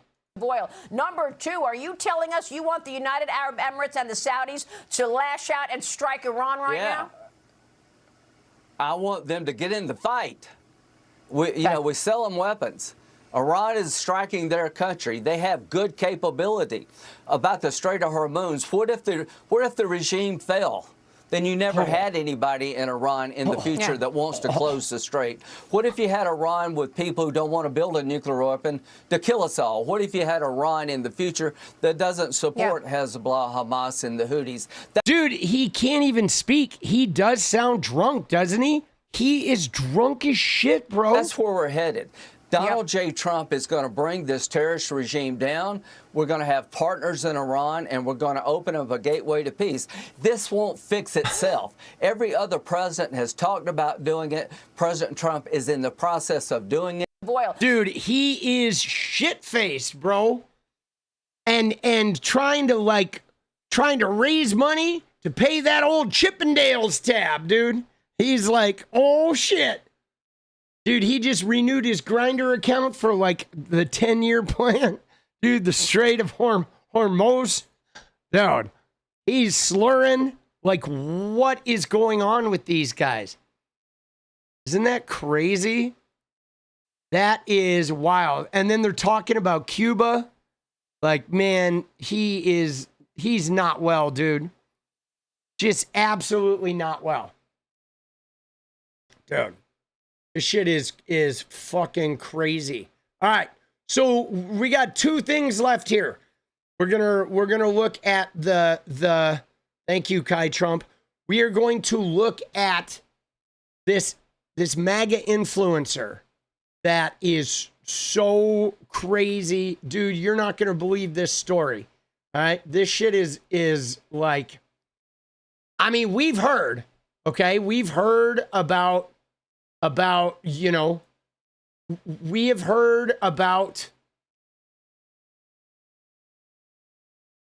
how, I don't know, how beat and you know, the MAGA men are, right? The loneliness epidemic. We know that MAGA men are having trouble like fitting in, whatever, finding mates. But so this is Jessica Foster, okay? Jessica Foster is an Instagram creator that has 1 million followers, okay? America First, US, and it says, yes, I have one. And she has a link tree, okay? That is, yes, she has one. And we all know what that link means, right? When it says, yes, I have one, right? We all know what that link means. And so Jessica Foster is in the military, guys, and she has this crazy Instagram profile. But you ready for this, guys? Jessica Foster is not real, okay? This is an AI identity, okay? This is a complete AI identity with the 1 million followers. It has pictures of her and Trump with the bombers. She's tagging the president. There are a bunch of people. There's just thousands of comments, 1 million likes on this post. Okay, here's another one of her speaking, the border of whatever, right? There's Trump in the background. Thank you. The Border of Peace Conference. Dude, here's one of her in the Oval Office with Trump, right? It's like a selfie, a successful operation. Dude, she is AI, okay? Here's one where, of course, she's doing the feet pics, right? Again, where did your eyes go to first? Blah, blah. Another one with Trump. Dude, it gets crazier. Okay, here she is at Trump again, and right? And the GOAT, Leo Messi. Like, bro, what is going on? She's got her little army thing with a whole bunch of medals that are not real. And people are responding to this shit. Here's where it gets wacky, dude. She has one with I Show Speed. Dude, what are we doing? They included the feet pics. Of course they did, right? And there are people in here, right? Look at this. People are like, I've been seeing her on my FYP. Can someone tell me who she is and why is she this cute? I can't skip her post. But bro, dude, this person is not real. This is a fucking AI, dude. A complete AI generated reality. Okay? Complete AI generated reality. There's Trump and Melania. Now, this AI, though, is pretty decent quality. Like, the Trump actually looks pretty realistic. A lot of times these things are, like, more phony. But there's a lot of feet pics and, you know, pics supposedly in front of bombers. There's one with her in front of an American flag, supposedly on a mission, right? This is pretty spooky, okay? Thank you, Mr. President, for the flowers. Yeah. Now, what is so disturbing about this, okay, is like, we don't know who runs this, okay? We don't know who runs this account. And she's constantly tagging like the NFL, supposedly at an NFL game, it's always with the recruits. It's like a recurring cast of characters, right? There's her with Trump and fucking Cristiano. So she's putting like celebrities in here, trying to like, reach international, right? International audiences and stuff. And the multiple ones with her and Melania. But I mean, again, dude, the quality of the AI is pretty crazy. Like, I don't know if it's commercial grade AI because they look so real. Like, normally AI creates a Trump and creates a Melania and shit that don't look real. But these are like really like significantly real looking images, when bringing in the famous people. But this whole thing, here's one with Trump and Putin. Yeah, dude, I mean, look at this, dude. She has like more medals on her fucking chest than a 5-star general would have, right? There's no way, dude. But she's like hanging out with Trump and Putin. I mean, come on, dude. There's one with her, Trump and Zelensky. Like, and she's doing the selfie. There's a solo one with her and Melania. That one's probably the worst sort of one I've seen. Right? That one's not a great Melania, but for the most part, these are all pretty good, right? And she's got a thing about her body count, yada, yada, yada, right? If you were a straight guy that likes an American, that likes a American instead of an American, right? So, and I mean, this one kind of like looks a little different than her and the rest, but so she doesn't have a lot of posts. But guys, yeah, she's showing her midriff in the military, which is absolutely not happening. And then, guys, it says, yes, I have one.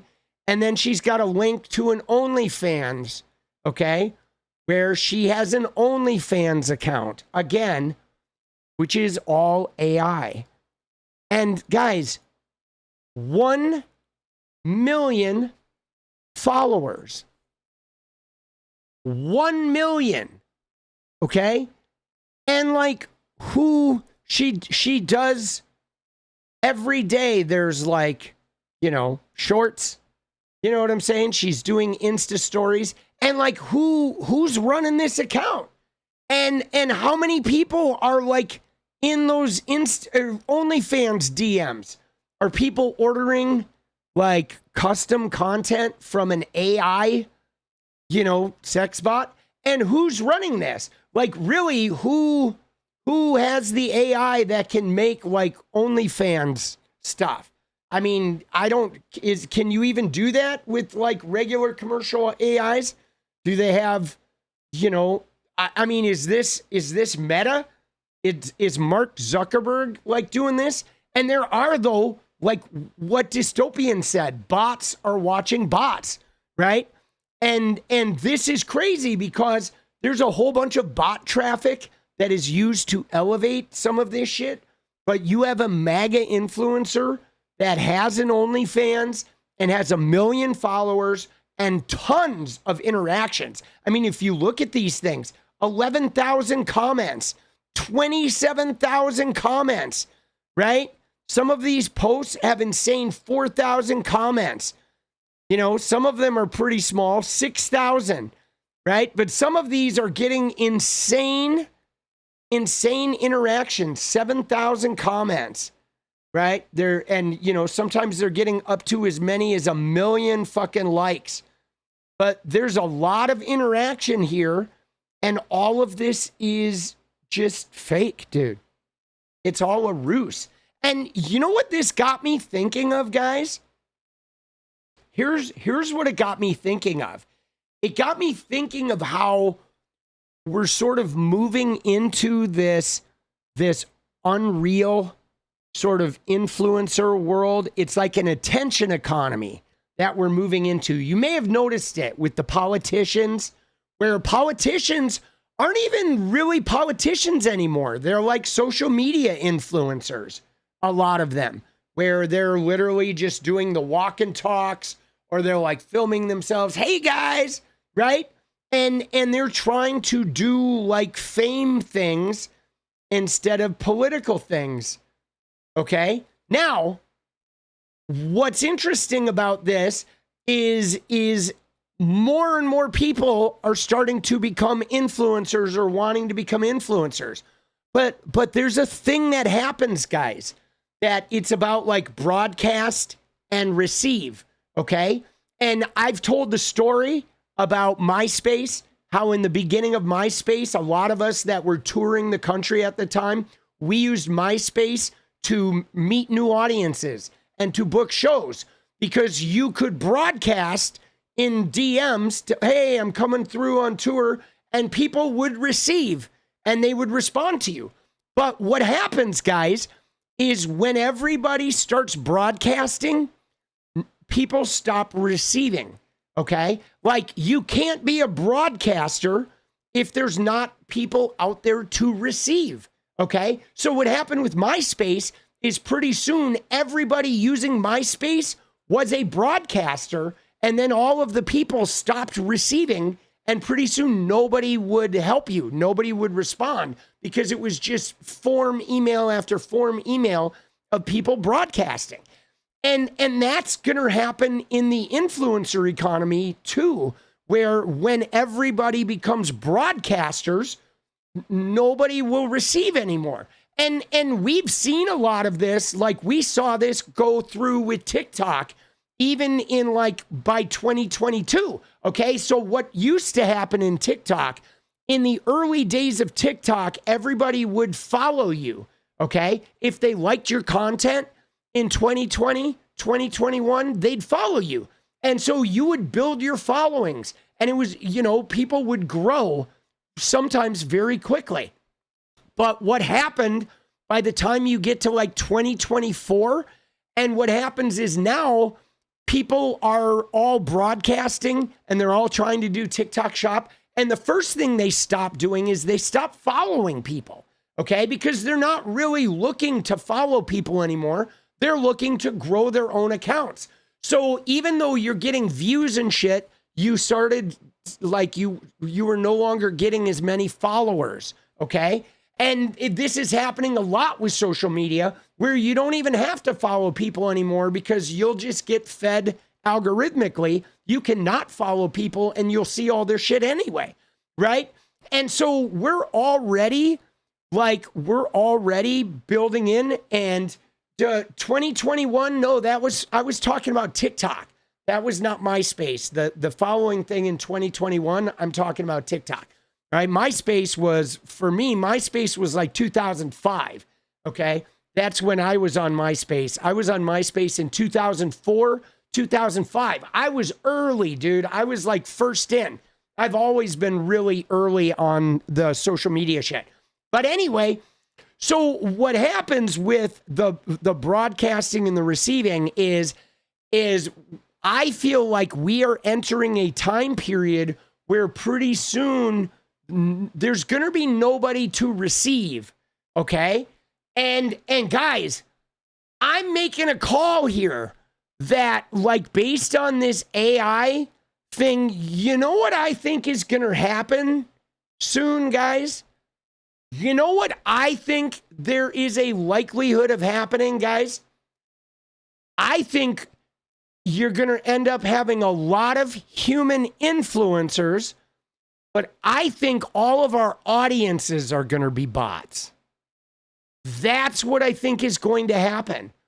I think as we move into everybody becoming an influencer and everybody becoming a thing, I think one day you're going to have a whole bunch of people being influencers, and your entire fan base is going to just be bots, right? Like, I think that is something that's going to happen in the future. Like, when we get to like the real dead internet, the audiences are going to be bots. I think that's coming, dude. I literally think that like they're going to move everyone into creating content, and then they're going to train AI with your content by having the bots, having a bunch of people like interacting with you, trying to influence your content. But it's all going to be bots, and they're going to be using the human influencers to train the AI, right? I'm telling you, dude, I think that is going to be the next stage of this shit. They're going to move the humans into content creation, and they're going to move the audience into the bot, because then what they can do is then the AI company, the social media company, gets to decide who's famous.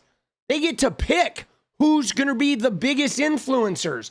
And it can be the children of like their employees or their political figures, right? You know what I'm saying? Pretty soon they're going to control who is famous and who is not famous, because they're going to control the audience. They're going to create a virtual virality that is going to be like a slot machine for the users. All the people trying to, right? The people that are trying to get famous in this virtual space, they will monetize them in some way, and they will like be milking the people trying to get famous, and then they will pick and choose who's going to get the mega viral shit. And they're going, but it's all the audiences are going to be fake, dude. And you're just going to essentially be training AI the whole time. That's what I think our future is. Because guys, I was thinking it was going to be AI influencers, but I think that would be like, you want the real humans to be the creators, because then you're training the AI, right? You're training the AI by their interactions, right? Wouldn't that be weird? I can absolutely see that, man. Like I can totally fucking see that. It's like a viral environment, but they get to control what goes viral. Like truly control it. You know? It's pretty fucking wild shit, dude. You know? I mean, this is what I'm thinking, dude. That they're fucking experimenting with this shit, dude. This is the brave new world. But I can't believe that a completely AI influencer has 1 million followers on fucking Instagram, dude. Right? Dude, and there are so many people that are like replying to this shit, dude.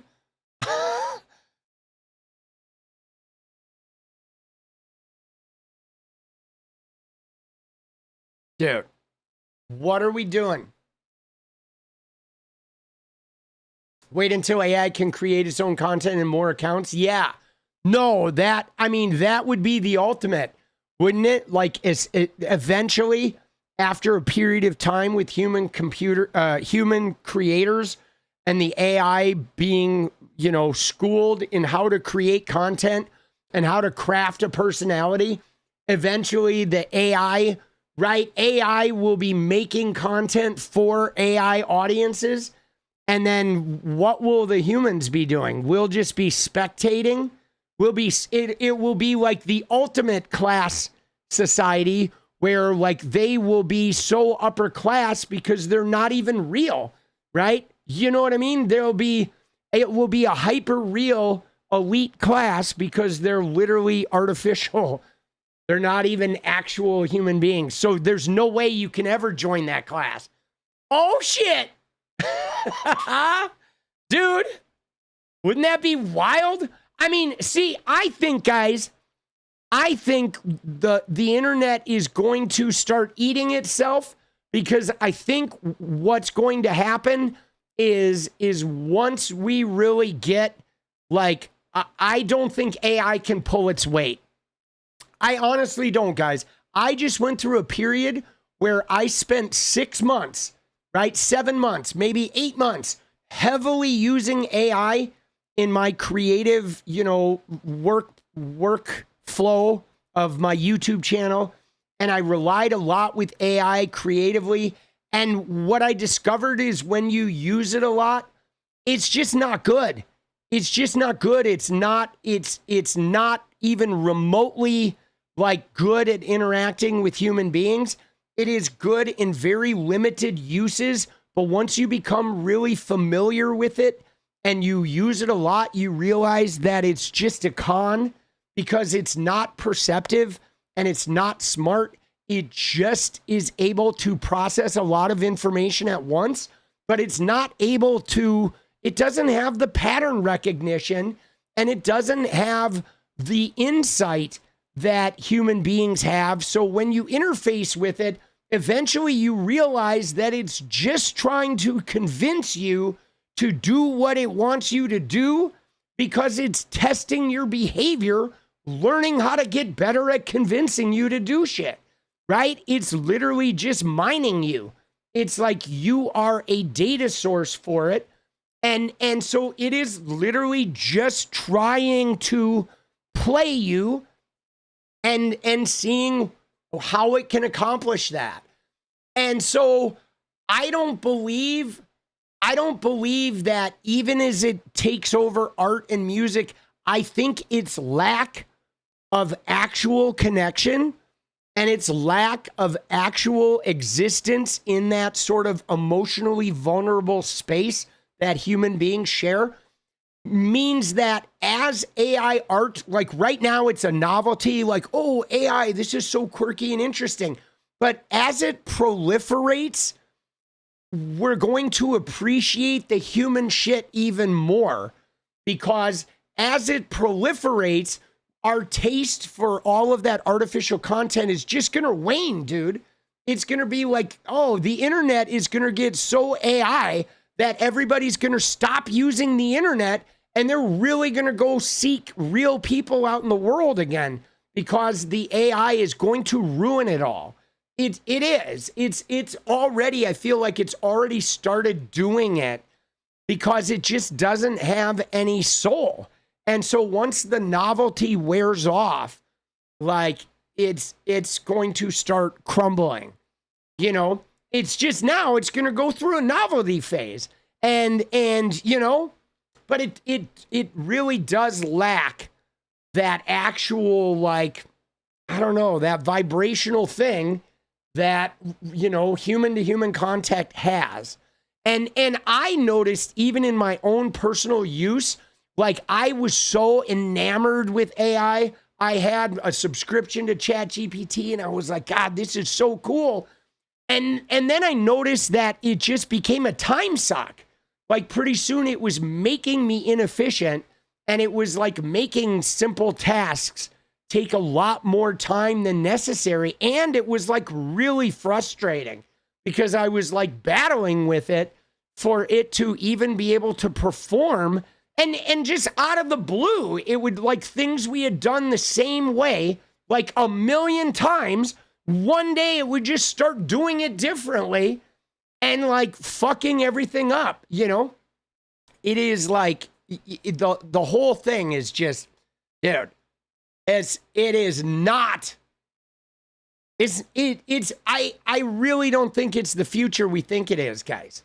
You know, I really don't think it is, you know, and this shit is unfucking believable. All right, dude. Yes, I have one. Yes. And yes, she's AI. Dude, what are we doing?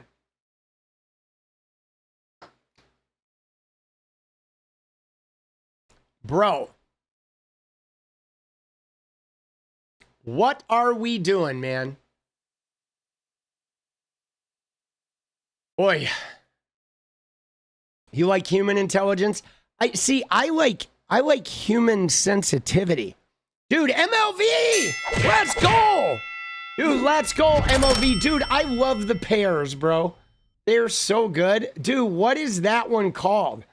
Dude, it's like a dancing, shimmying pear. It's so amazing. It's how we get intellectually stunted Terminators. Yeah, I mean, guys, I'll be honest. After after looking at that, you know, whatever, Jessica Foster AI with the 1 million followers on Instagram, you got to wonder, like, what's the future of, like, MAGA bros? Okay? Like, are MAGA bros, is that going to be the future of MAGA? Like, MAGA men are going to be, like, dudes that only can relate to female AI chatbots? Is that what's going to happen? Because women are becoming, like, more and more liberal at, like, an outrageously fast pace. They're becoming more liberal. They're becoming more educated. They're becoming more powerhouse, you know, vibe, like way more powerhousey. And the men, a lot of men are still evolving, especially like liberal men are going to therapy. They're getting healed. They're engaging in pursuits like meditation and yoga and other sort of like, you know, spiritual and fucking, you know, trauma healing ventures, okay? Which is going to, you know, those types of men are going to be able to fuse with those, you know, educated, like super liberal women. A lot of those super educated liberal women are going to end up being lesbians. They're just going to cut men out of it, you know, out of it entirely, right? But what I wonder is like, are the MAGA men, like, what's going to happen to them? Dude, L says, hear you about AI, but I haven't cut the cord. Let's go. Dude, I still use it a tiny bit. I use it a tiny bit, but I have mostly cut the cord. I have mostly cut the cord, which is good. And I certainly am done with the paid services. But so it's like, what's wild about it is with, you know, what's going to happen to the MAGA bros? Okay. What's going to happen to the MAGA dudes that aren't developing, you know, they're not healing any of that shit and they're not evolving as the women become more and more liberal, right? They're going to have to find, I mean, you know, as they're going to be less and less of these religious, like human, you know, baby vessel women to go around. And so if there's a proliferation of sort of red pill men, there aren't going to be enough women around for all those guys. So what are they going to do? Is it going to be chatbots? They're going to be chatbots? Are they all going to become gay? I mean, I feel like a lot of MAGA men are already gay.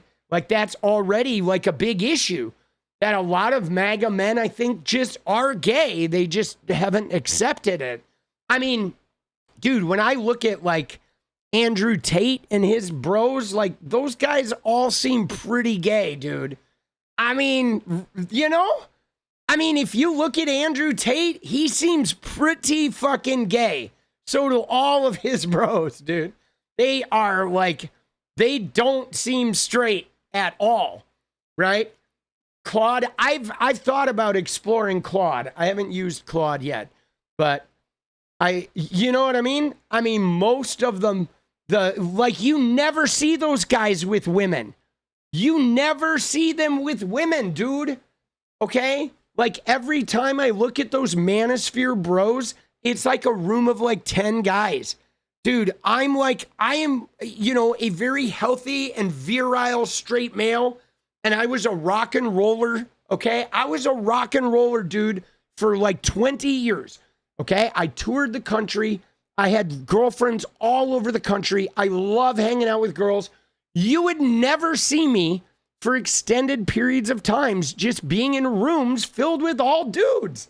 Like we always had a whole bunch of girls around, okay? If there were 3 of us guys hanging out, there were like 6 or 7 girls, always. Right? It was always like a couple of dudes and a bunch of women. And like when I look at those manosphere guys, there's never any women, guys. Never. I have never seen Andrew Tate and his cronies when they're like pontificating to men. I've never seen them hanging out with women. Dude, it's always a room full of bros in like 70s gym shorts And like they're all like oiled up and fucking like posing for each other, dude. You know? Calling it manosphere feels kind of gay. I mean, dude, isn't it crazy? Let's go. Dude, sausage parties. Man, and they are always in the short shorts, dude. The shortest of shorts. And get off just fine without a man. I mean, dude, women get off more without men. Let's be honest, right? It's like a lot of times the only thing between a woman and her being pleased, gratified in that way is the man. The man is the obstacle to the gratification. I mean, let's be real, dude.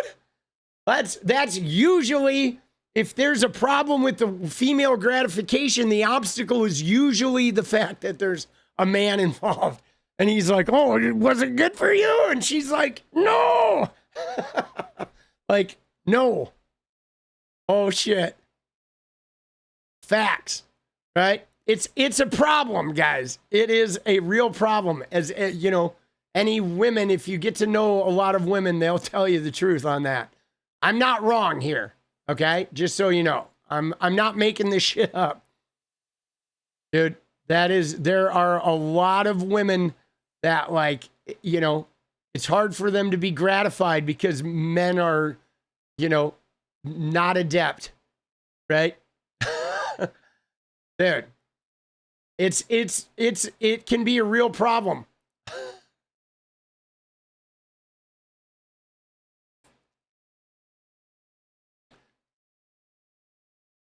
You're just burned out on screens. Need to keep your wife entertained too, or you'd be fully in the matrix. Dude, I spend a lot of time on screens, guys. I'm not going to lie. I spend a lot of time on screens. Right? I do. Probably too much time. All right. So last thing we should look at here, we should dig into, guys, we got to look at some of the Epstein stuff. Okay? There's a couple things with the Epstein scenario, a couple things going on now. I mean, like I said, I saw a graphic that said since the Iran war started, Epstein interest is down 95%. And we definitely gotta, like, we gotta not let that happen. We don't want to let this go into the ground.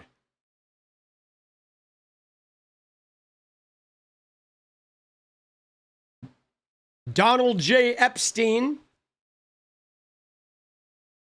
Dude, yeah, no, huge major distraction. But look at this. All right, there's the big Zorro Ranch up there in New Mexico.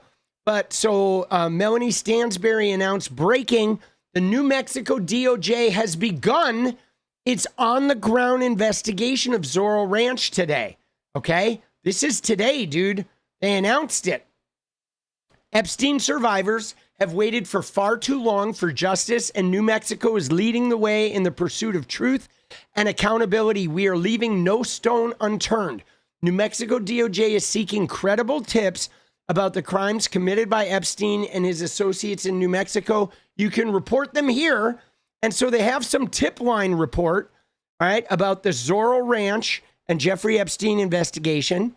And it has an active criminal investigation into New Mexico-related matters involving Epstein, including activities connected to Zorro Ranch.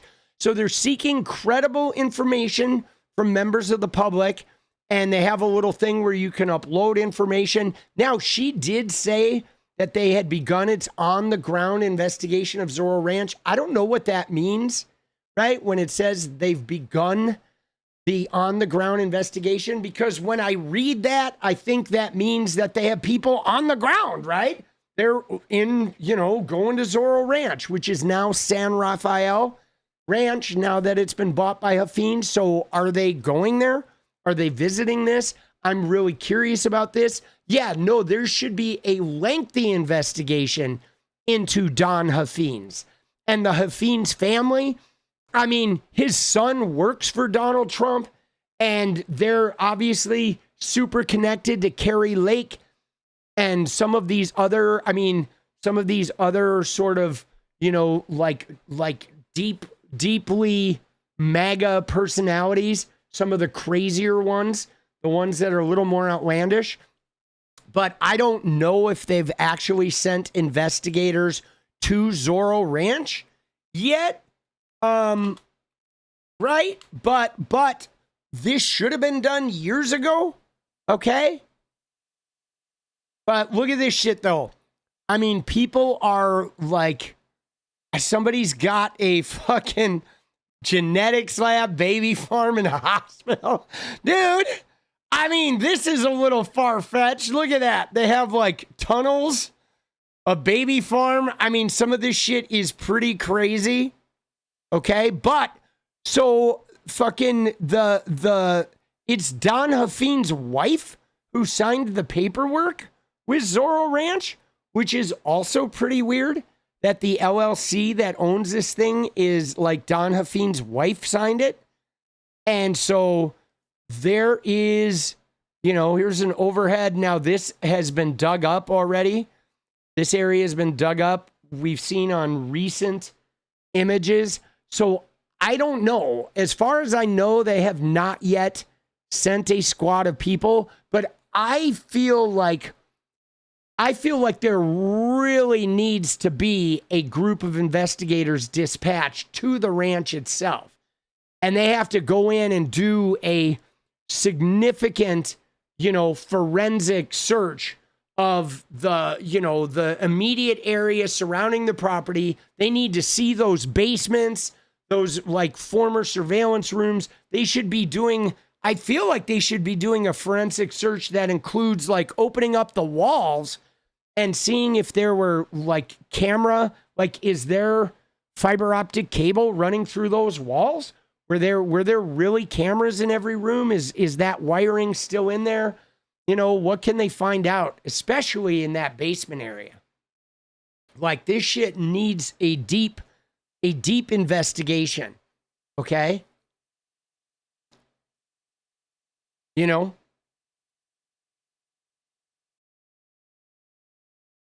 Here's somebody. Let's see what this person is saying.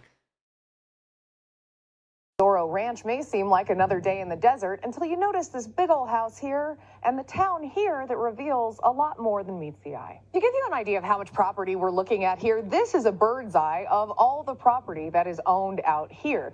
I am standing by Highway 41. This is right off the road. However, you might not recognize it if you're looking for Zorro Ranch Road. You will find Rancho San Rafael complete with a street name change, and a lot of remodels are being undertaken here. When you go up this road actually leads you to the town that is on this property. Which, by the way, it is from this gate to Zorro Ranch is 2.7 miles.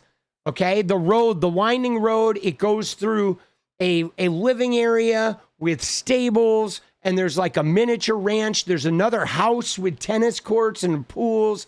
There's the airstrip.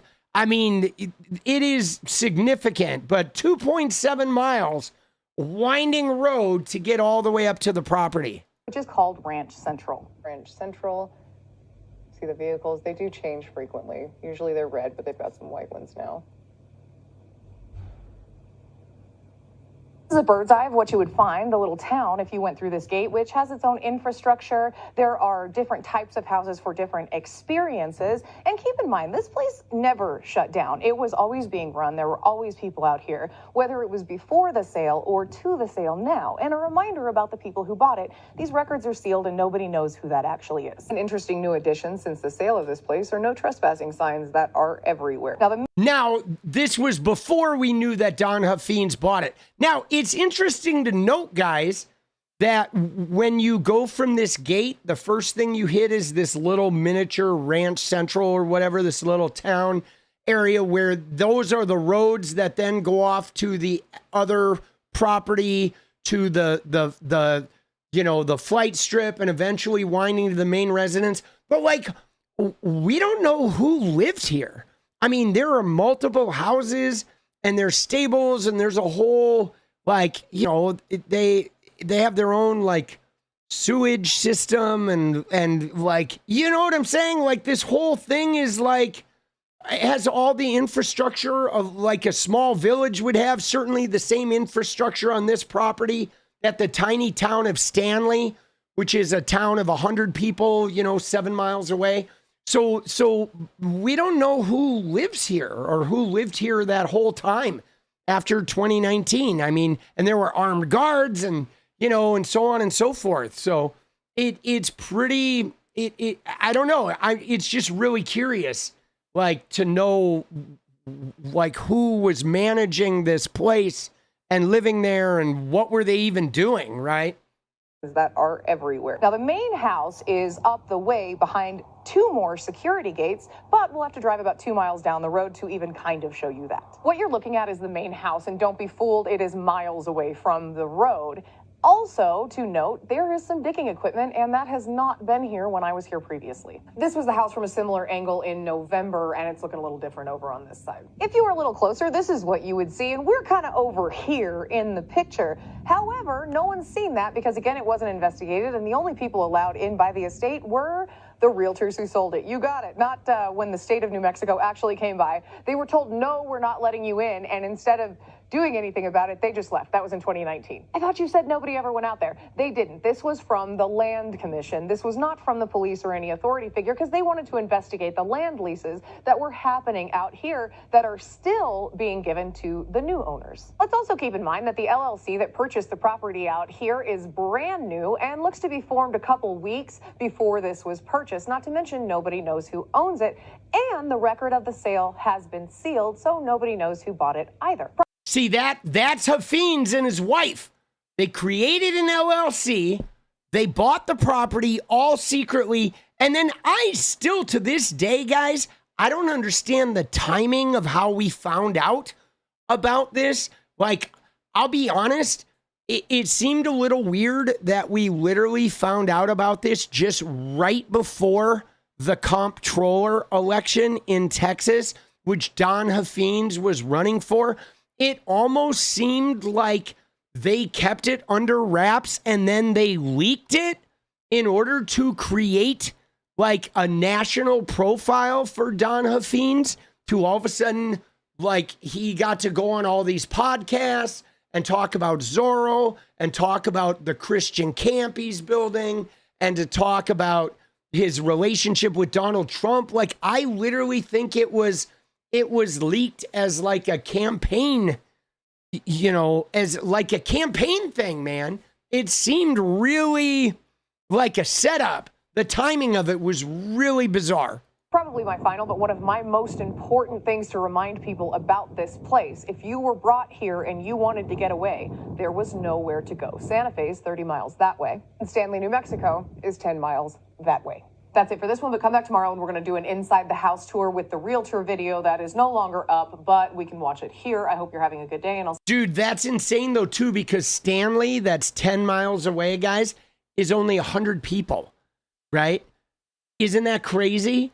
That is, so the nearest life off that ranch is 10 miles away, but it's 100 people. Stanley, New Mexico. Tiny. I mean, it is tiny. It is literally just a blip. That is wild, isn't it? That is wild. And there's a whole bunch of pictures of people at Zorro Ranch, all redacted. We don't know who any of these people are, right? This is it looks like there's a woman's march outside of Zorro Ranch. This is crazy. I hadn't fucking seen this. I really feel like this should be opened up. Like, people should be in there. I mean, there should be like a public filming of that place or something.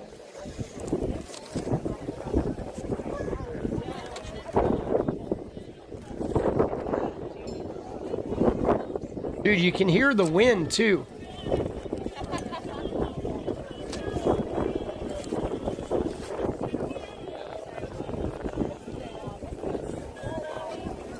Let me just tell you, if you've been there, dude, if you have been, oh, look at that, Trump Epstein. There's a little sign here for Trump Epstein. If you have been to New Mexico, I've been through New Mexico a bunch of times.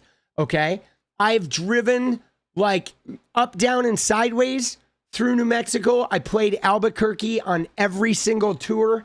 And I often would go from Albuquerque through Santa Fe up to Colorado if you're going to Denver. Or there was a small town on the eastern side of the state called Clovis. That was a really small town. And I used to play indie shows in the Clovis area, both in Clovis, or there was a very popular thing to do is to rent a cabin. A lot of shows in eastern New Mexico, kids will rent cabins like out in the fucking middle of nowhere, and they have shows. Indie bands will play there, and kids will come from like 100 miles, and everybody just parties. I mean, it's pretty neat, but to say it is like sparse out there is putting it mildly. It is very open. There's like a lot of wind, a lot of really rough elements. And you know what I mean? Like it's a very unforgiving like landscape. Okay. It is. It's beautiful though. One thing I will say personally, especially when you get to the eastern side where Clovis is, I've never seen shooting stars like that. Like during the summer, I played there in August, and man, it was like all night long, just shooting stars. Like a lot of them, like endless quantities of shooting stars. Dude, it was crazy. The sky in the summer is really like pretty spectacular. Okay? It is pretty spectacular. But this is wild that they're having a gathering, a march about Zorro. Like people are sort of speaking up and making some moves here. Really, the land of enchantment? It is. I mean, it's beautiful. It's just rugged. Like, that's the thing, okay? If Jeffrey Epstein was at Zorro Ranch and he brought you there onto that property, there was no way you were getting away, right? Anybody who was brought to that ranch was like a prisoner, okay? Essentially, you know, you're almost 3 miles off the road. That territory is completely inhospitable. If you know, there's no way that you were getting out of there, you know, like, you know what I mean? I mean, even if you made it to the road, where the fuck you gonna go, right? You know, where are you gonna go? You're not going anywhere. So that is, dude, what is that, dude? That's funny, right? Dude, that's funny. I don't know what that is. But so supposedly they are starting to look into this thing. I don't know how much they are, but there is one other thing I want to look at before I go make some videos. Dude, it's so crazy being on this early. Isn't this weird, guys? Do you guys like the earlier time? Or do you like the later time better? Right? Are we a fan of the early time? Is the early time better or worse? I don't know how I feel about it. Right? You like the earlier time? You're loving the early time? All right. I mean, I guess it's going to be an adjustment period, right? Because everyone was used to the later time, right? And now we're moving to the earlier time. I mean, there's going to be times where it's going to be both, because I'm going to try to keep it from like 8:30 to 11:30, but I know we get into it. A lot of times we get into these long rambly things, but there's two things I want to talk about before I go. The first one I want to talk about is another Epstein-related thing, which is this video that was released recently about, I am going to like pull the plug on this in the middle, but let me just say here. So CNN uncovered unredacted videos inside the Epstein files. Okay. Now these are not like, you know, S videos. Okay. These are just videos of girls talking, right? Girls whatever, being photographed. But they are actual video of women that are not like Epstein employees. And some of them were very young, but they were unredacted. They were in the middle of this Epstein release, okay? And they sat in the government custody for years. Deputy AG admitted they withheld images showing, any type of abuse, right? But Pam Bondi said the DOJ is done, even though half of the 6 million documents have not been released. They're still sealed, okay? One of them is a 15-year-old girl talking. FBI documents do talk about Trump being involved with some very suspect stuff, okay? And here's a little video from CNN's thing. Tonight, a CNN investigation revealing unredacted videos of young women, including at least one minor who says she's just 15, posted by the Justice Department as part of its Epstein file release. Now, again, none of these were salacious or none of these were, sexual in nature at all, okay? All of this was, right? All, for the most part, they do talk about one person in there who had lifted up her shirt. I'm going to kill the video at that point. I'm going to stop the video at that point. I don't want to tag any of the YouTube censorship here. They're getting pretty crusty about this stuff. But all of this is non-sexual for the most part. But still, it's video that was filmed by Epstein and his people, The videos showing women's faces and bodies unblurred, in some cases in compromising situations. MJ Lee is out front. Unredacted videos of young women that CNN has censored here are among the millions of Jeffrey Epstein-related files released by the Justice Department. Now, one thing I would like to note is this girl, this looks like she's at Zorro, guys. Okay, this particular girl here, that looks like Zorro. Okay, that is not Palm Beach, and that is not the island. There's no palm trees. This looks like this was filmed at Zorro Ranch. Millions of Jeffrey Epstein-related files released by the Justice Department. An extensive CNN review of the Epstein files uncovered at least 7 videos featuring unredacted women. Hi from Deauville. This girl, dressed in a bikini and heels, seemingly doing a model walk, says she is just 15 years old. Hello, my name is I'm 15 years old. I'm 1.78 meters long. Now, you notice these couple of girls talking that had accents, right? You know what I'm saying? Remember how, Trump, his modeling agency, was very involved? I know they keep calling them women, but they're like girls. They're like kids. They keep referring to them as women, young women, right? Isn't that weird? It's like the phrasing of it is very strange.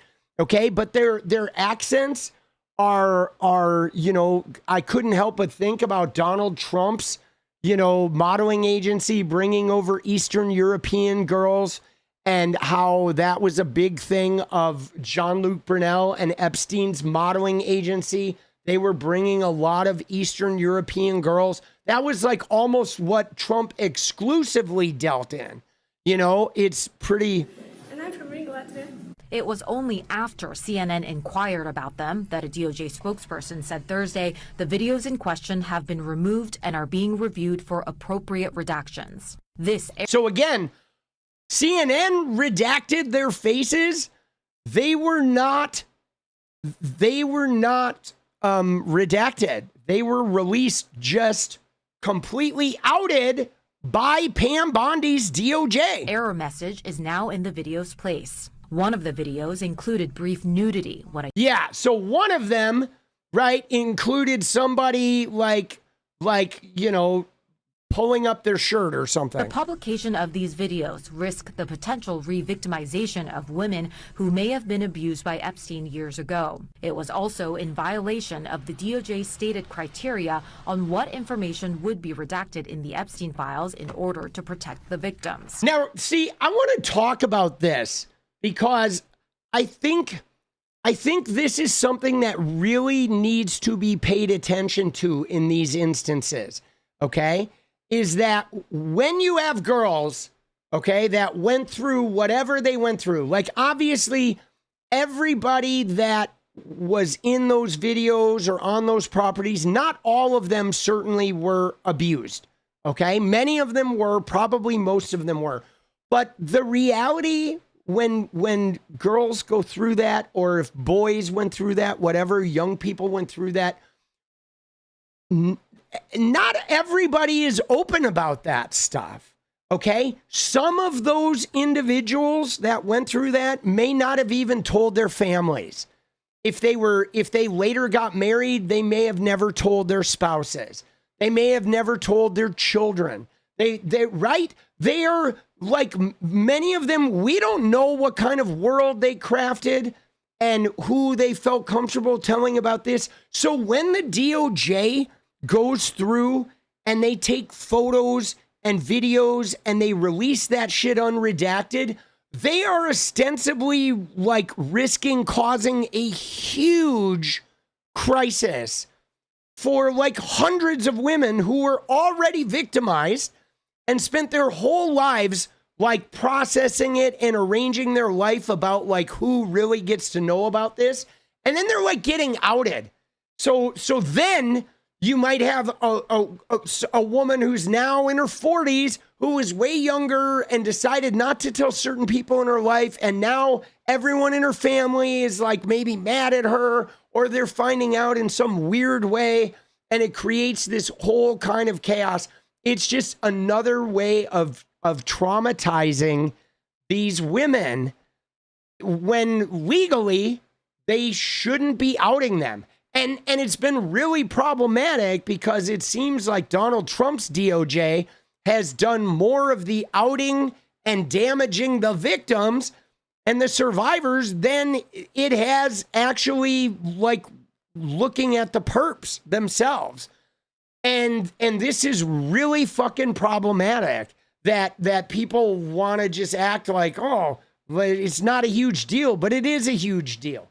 Okay? These women and you know, if there were men involved that were also abused, they were not, like, many of them are not trying to be in the limelight of some crazy, you know, political thing.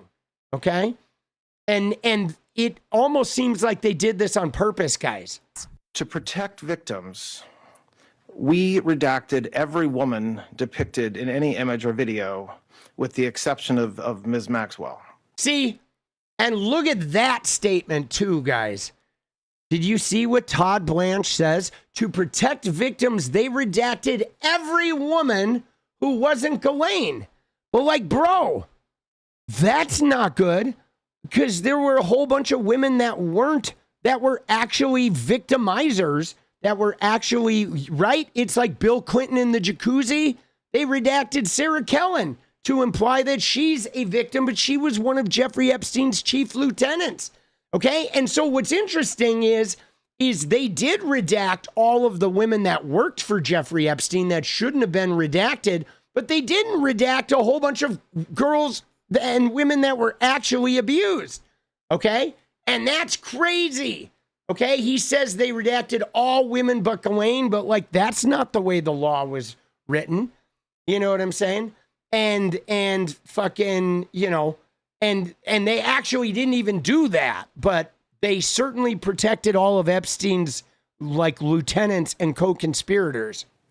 We did not redact images of any men, unless it was impossible to redact the woman without also redacting the man. Like so many other Epstein files, these videos are not accompanied by any information providing context about them, including who these women are, who took the videos, or the date that they were taken. The DOJ has also faced fierce criticism for other improper redactions in the Epstein files, including publishing victims' names, birthdays, and addresses, and the over-redaction of information about individuals who may have helped Epstein. Your Department of Justice initially released nude photographs and even the identities of Jane Does who had been protected for decades until your department released their names. Attorney General Pam. Dude, that's so crazy.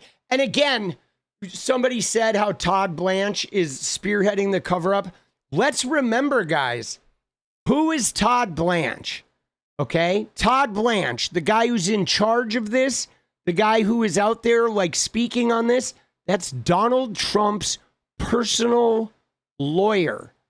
I repeat, Donald Trump, the guy who says this is a hoax, the guy who says he's been exonerated. Oh, I've been exonerated, but not really. I just shit my pants. Right? His personal lawyer is the guy involved in this shit. And I mean, talk about a massive conflict of interest for Donald J. Epstein. Like, why is his personal lawyer the one handling this shit? Like, that, guys, is outrageous, okay? Bondi was grilled this week by lawmakers in a contentious hearing and vowed that the DOJ was acting quickly to correct any mistakes. If someone's name was redacted, we said right away was not redacted and should have been, meaning a victim. We went back and redacted it. Yeah, but see, that's not good enough, Pam Bondi, because if by the time you found out that a name was not redacted and you went back and redacted it, it's already out there.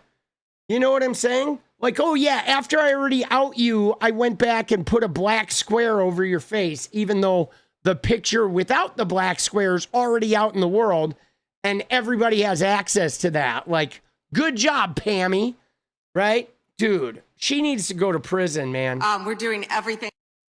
Dude, isn't that wild? Isn't that wild? And here, though, too, is some more breaking news that we're going to look at is after Epstein died, the FBI was working on numerous cases with plans to indict co-conspirators other than Ghislaine Maxwell. The FBI was working on cases, guys. I believe they were working on cases for the Big Four, too. Leslie Groff, Sarah Kellen, Adriana Ross, and Nadia Marcinkova. But they had a number of cases that the FBI was working on about people that were not Epstein and not Ghislaine Maxwell. And then you have Pam Bondi and Kash Patel who have the nerve to say, like, there is nobody else. Like, oh, there's nobody else to even look at. Like, oh, this is closed. Until now that there's a law to release the file. Now they're like, oh, we're investigating. Oh, can't release shit. Oh, sorry. Dude. Like, give me a fucking break, dude. If Donald Trump wasn't guilty, he would release all this shit. He wouldn't have fought it. He wouldn't have called it a hoax. He wouldn't have his personal lawyer, like, working on this shit. I mean, dude, we know Trump is guilty. We know it. We know it. We know it. All right? We just know it beyond knowing it. Tonight, a CNN investigation revealing... It is so unbelievably knowable, guys. Okay? It's like... Now, here, I want to find something else here. Oh, I guess I didn't save it. Oh, I think I retweeted it. But you ready? Dude, this is crazy. Look at this shit. This is just a little bit of a follow-up, guys. Blackmail and grifting? Yeah. No, absolutely. I mean, dude, he is so guilty, right? He is so guilty, guys. Like, Trump is so guilty. And I can't believe, like, guys, I can't believe that MAGA is still all in on the Trump shit. Like, how are they not? How are they not, like, questioning? You know what I'm saying? Like, I don't get it. I don't get how they can look at all of that information and not realize that, like, Trump is, like, deeply involved in that shit. Like intimately involved in all of that fucking chaos, right? He's just so involved, man. He's so, like, deeply tied to it. Dude, it's just wild. But this I thought was really interesting, right? So we watched a little bit about Erika Kirk. You know that Candace Owens did the whole Bride of Charlie thing. She has many episodes about, like, Erika Kirk. But so Erika Kirk, a lot of information is coming to the forefront about this woman, mostly concerning if she's being honest about her past. like so much of Erika Kirk's past is turning out to just be not true, like literally made up, you know, and a lot of this, I mean, we know she talked all about like her companies, but none of them really ever made money. She spent a lot of time in Romania, but she was involved in some churches and some organizations in Romania that came under fire for a lot of like abuse and other like horrific crimes. There's a lot of lawsuits floating around from the Harvest Church, that place she spoke at during that little TPUSA tour recently. Okay, she has a lot of issues, but now they're finding that she was lying about her college too. That Erika Kirk claims she got a political science and international relations degree from Arizona State with summa cum laude honors. Okay, summa cum laude, that's big, right? That means, you know, she's up there, the top dog, boss, right? It was on her LinkedIn that she graduated in poli-sci and international relations from ASU, summa cum laude.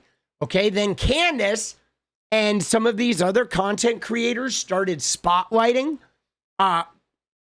Right? We have footage of this from a previous stream where they started spotlighting the fact that she was lying about this shit. Okay, and they started looking at the dates that she was enrolled in these colleges and started looking how they were overlapping. And anyway, they discovered that, well, there's a number of problems with this. Is A, her colleges, let me see if I can find the graphic. Okay. Hold on one sec. Let me find this.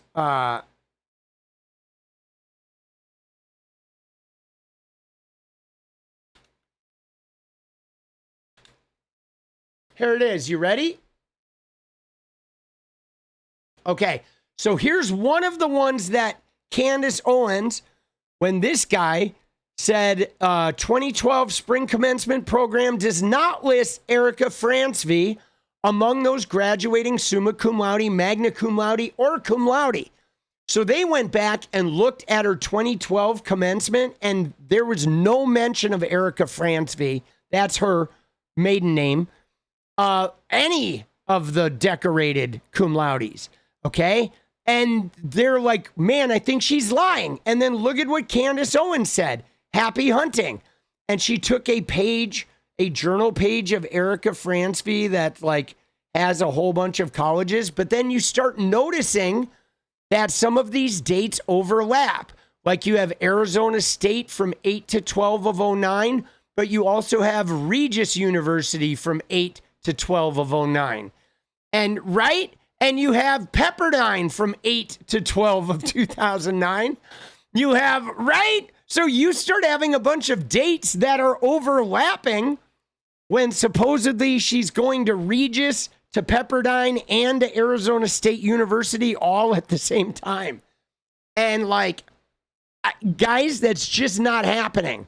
And so they started putting two and two together, and everybody is rolling through. So now we're discovering that Erika 𝗏𝗏 was lying apparently about college dates and college programs she was in, about the level of, you know, academic success that she was graduating with.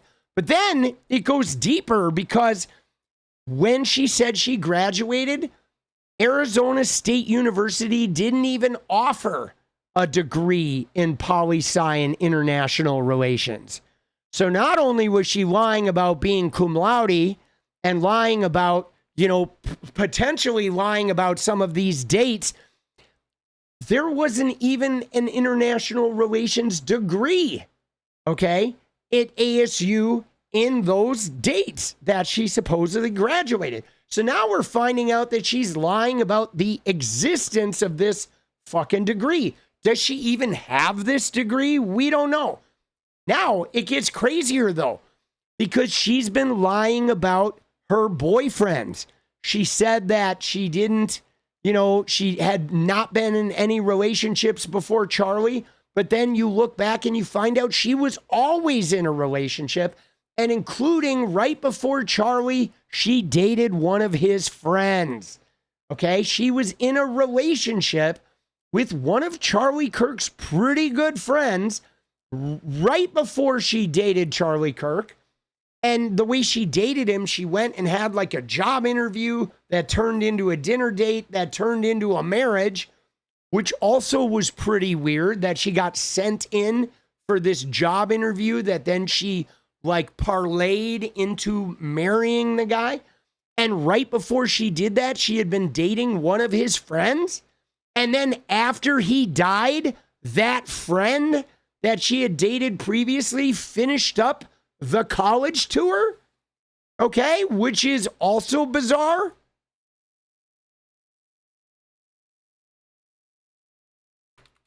Dude, this is like shady, okay? And where was it? It was right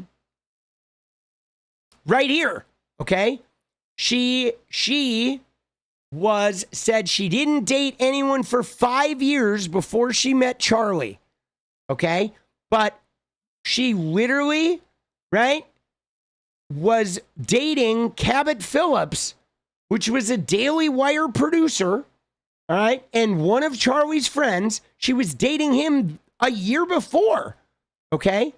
And, right, and she had a pretty, like, significant relationship with that guy. And then 𝗫𝗫𝗪𝗪 went on to finish those tours. Okay, 𝗫𝗫𝗪𝗪, after Charlie died, he went on 𝗫PUSA tour dates. Okay, here he is. Look at this. This was 16 days after Charlie Kirk was murdered. 𝗫𝗫𝗪𝗪 says, "No assassin, no evil, and no intimidation can kill a revival. We will not cower. I'm proud to be back on campus with 𝗫PUSA. Have never felt such energy from students before. The movement has just begun. For Charlie." So there's 𝗫𝗫𝗪𝗪𝗪. I mean, this is not exactly a standing room only crowd, dude. There's like 50 people here. It's not the biggest revival.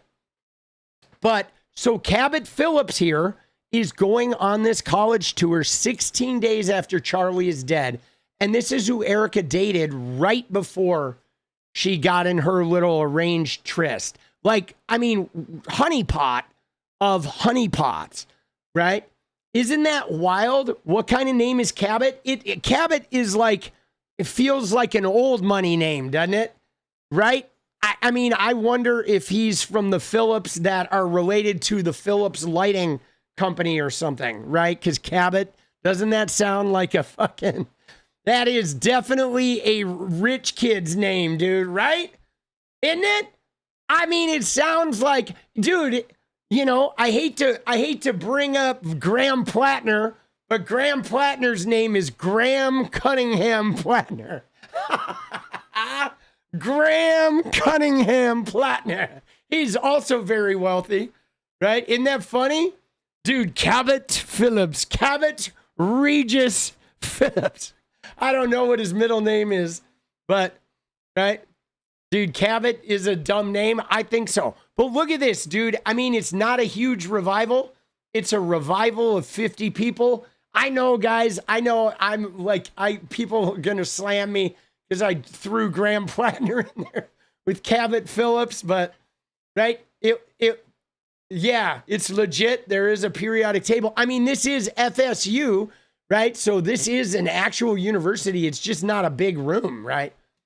It's just a really small fucking room is what it is, right? Really, the revival is not huge, right? Here's another angle. How to fight like Charlie.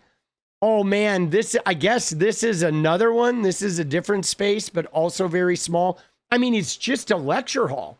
Okay, this lecture hall is not even, I mean, it looks pretty small. Like the ones, when I went to UCLA, the lecture halls were like massive.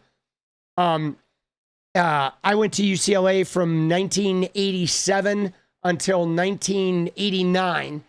And UCLA was like big, okay? Like our lectures were huge auditoriums that held like 350, 400 people. And then with every class, You also had a weekly thing called a section with a graduate student that was like a classroom of like 30 people. And that was where you got more like in depth. And then you could also have office hours where you could go talk to the professor. But I mean, this room looks pretty fucking small, right? This room is pretty tiny. But yeah, dude, there is, I mean, there's the big revival, 6, 8, 10, 12, 14, 16. So this is probably 100 people, right? Right? California Community College had a big lecture. I mean, this is, you know, like not super crazy. I mean, this also though looks like it could be a tech. This looks like it could be a tech room, you know? So white, yeah. I mean, this is one of the operative things of TPUSA is white. It is all white, deeply Christian. But yeah, isn't that wild to have like how to fight like Charlie? Like when you think, because Charlie was such a dirty fighter. He was an absolutely dirty fighter. He totally like, you know, operated on a maturity advantage. He was always arguing against people that had way less life experience. He was doing it in a public environment where the person he was fighting with was often getting heckled from the crowd. Okay. He had a large group of like supporters that used to go there and kind of like emotionally strong arm people and, you know, would boo and hiss. And then, of course, you know, whenever someone got the upper hand, he would fight dirty. He would get all judgy or use those tropes about women, you know, to like tell them to calm down and start doing that emotional negging shit. So, yeah, he didn't fight like he fighted very illegitimately and very lowbrow, you know? It feels like he died 10 years ago. I know, doesn't it? Isn't it crazy to think that, guys, it's literally only been 4 months. October, November, December, January, February. No, it's been 6 months. Sorry. It's been 6 months, guys. Isn't that wild? Doesn't it feel like, dude, it feels like a lifetime. Isn't it crazy? It's been 6 months. We are so flooded with information and chaos. And think about everything that happened in that 6 months with like Epstein discoveries and then the shutdown and 𝗬𝗙𝗪𝗪, and then eventually the discharge petition and the bill and the release of millions of documents and the takebacks of the documents and the Iran war and all the scandals, Tony Gonzalez scandals and like self-immolations and like, my God, dude, the amount of chaos. And it's only been 6 fucking months, bro. Like the Super Bowl chaos, TPUSA's like bullshit fake halftime show. I mean, isn't it wild? And the sale of TikTok, and now like Paramount is also going to buy, you know, Warner Brothers. Like, man, dude, isn't that wild? Right? Isn't that wild? And Charlie died in September. Okay, Charlie died in September. September 10th is when Charlie died. So we're not even, tomorrow will be 6 months. Right? That's crazy, though. I feel like the level of chaos that we have experienced in the last, you know what I'm saying? The level of chaos we have experienced in the last 6 months is insane. But yeah, dude. So that is Erika Kirk's boyfriend right before Charlie, who's sliding into that Charlie slot. Like he literally slid into the Charlie slot right after this shit went down. Isn't that insane? Is that insane or is that insane? that she's lying about her boyfriends, and then the boyfriend she has that was Charlie's friend, after Charlie is gone, this guy just slides right in there. Dude, she is like pathological, but she took the shit off her LinkedIn. Okay? So after these guys investigated her, after Candace Owens did the Bride of Charlie, after they started looking at her college dates, after they started looking at ASU's commencement to find out she was lying, she went back and changed her LinkedIn. And that was within the last week. So Erika Kirk is now secretly reacting to these people uncovering her lies, right? Kids, what are you going to do? There's a right-wing creator doing a Candy O deep dive. Oh, a la the Bride of Charlie, let's go. Yeah, you should put it in there. We'll look at it. We're not going to look at it tonight, but we can throw that on the agenda, right? We can, because I still have not looked at all the Bride of Charlie shit. I'm going to go in there on my own, though, and find interesting stuff, because I'll be honest, let me just tell you, Candace Owens, for me, she's kind of a no-go because she is fucking boring, dude. I cannot watch Candace for a long time, dude. It is like, for me, it is like watching flies crawling around on shit. I just can't do it. She is so boring. She is so like long-winded. It takes her forever to get to her points. And most of the time, even when she gets to the points, right? Even when she gets to the points, there's like nothing good there. Right? You're glad she doesn't have a degree. She does have a degree, I think, from ASU. I just don't think it's in poli-sci, and it definitely was not summa cum laude. But I don't know if she faked the degree. Maybe she did, right? But I think maybe she has a degree. I don't know. But yeah, dude, Candace Owens is just like, I don't know how she gets as many views as she gets, right? How does she do it, dude? She is like so not entertaining, bro. She is like one of the worst content creators out there. I mean, she's like reasonably charming in moments, but like watching her for an hour, it's just like, oh my God, dude, please just get to the point, bro. You know? So I don't know if she just has a bunch of audience that find her attractive or some shit. But dude, even if I found her attractive though, the way she operates, the way she talks is just like a deal breaker for me. You know, I need to have somebody with some charisma, right? Because her stuff is just so like droll. It's like, oh, Candace. Oh, Candace, put some Grey Poupon on that shit and please try to make it interesting. Dude. She is, and yeah, she's pretty meandering. Women love to beat around the bush. I don't know about that. I don't find that at all. I think there are a lot of women content creators that are very powerful and fucking right to the point. I don't think it's a woman thing. Come on now. But she doesn't tell all the aspects possible in a story so you can connect the dots yourself. Yeah, but see, that's the thing though. That's the other thing about her is she like, I feel like she presents things in a way that you have to watch her all the time or you have no idea what's going on, right? Like, and it's usually she's allowing you to fill in the conspiracy shit, right? It's not about being entertaining. It's about the wild conspiracy shit. Many people are infected by the conspiracy virus that fuels their ideas and judgment. She speaks to them. Yeah, I guess that's it, though, really, right? That's really what it is, isn't it, Tourmalines? Like, for her, they're there because she is validating their crazy QAnon batshit stuff, isn't she? That's what it is, right? She's validating that shit. That makes sense. You know?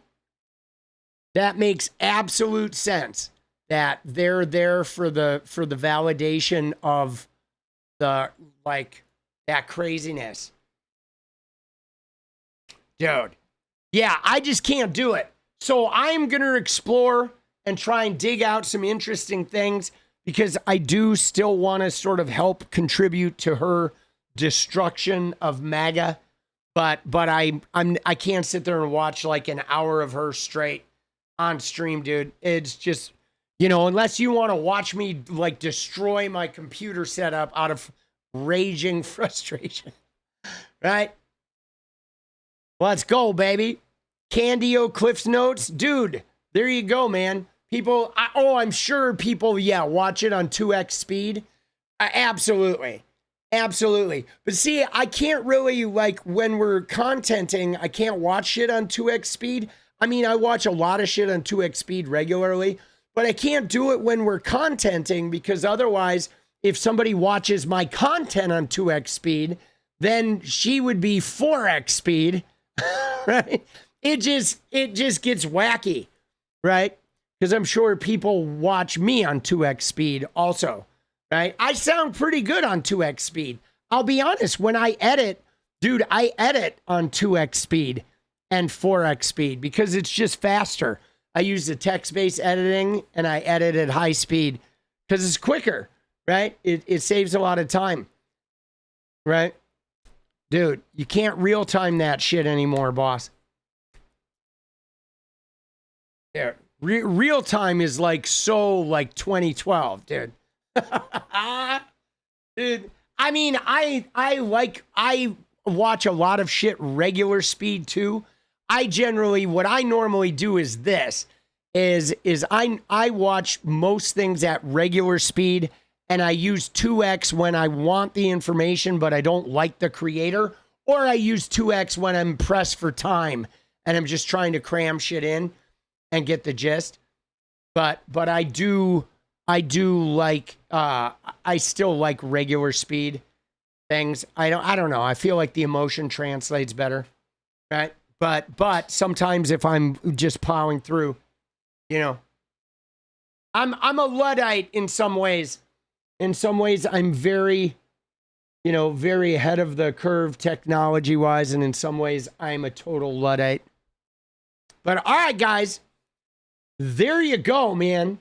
There you go, dude. We are, we're gonna fucking get that dance party going.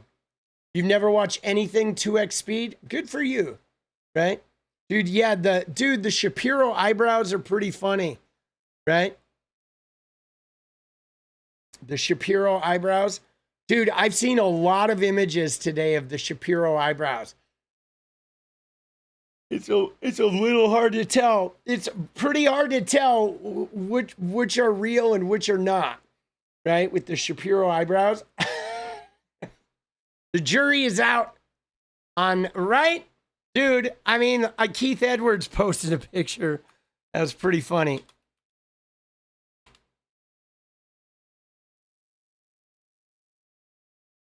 Dude, he shared something. This one, right? From Dreamleaf. Ben Shapiro got gender-affirming eyebrow enlargement. Dude. Dude. Look at that. Right? And it's like, dude, it looks real. Right? I look at that and I'm like, that seems real, actually. Dude. Is there some in Discord memes? All right, let's look at this. We're going to end on the Shapiro eyebrows. Oh, Lord have mercy.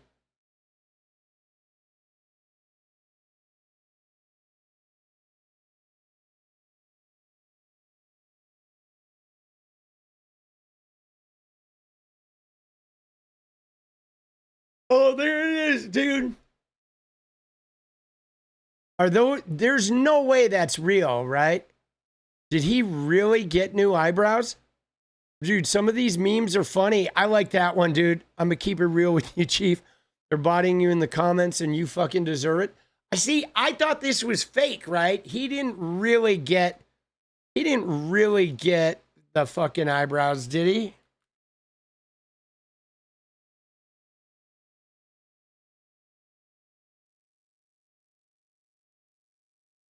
What? Dude. Is it real? There's no way, dude. that banned health care for illegal immigrants. Democrats are now attempting to undo that. And more honest Democrats will admit they're attempting to undo that. Now, listen, this is a country of Americans. America... Dude, no fucking way, bro. There is no way, dude. No way. Oh, my God. Dude, we may have to do an entire fucking thing on Shapiro's eyebrows, dude. There's just no way, boss.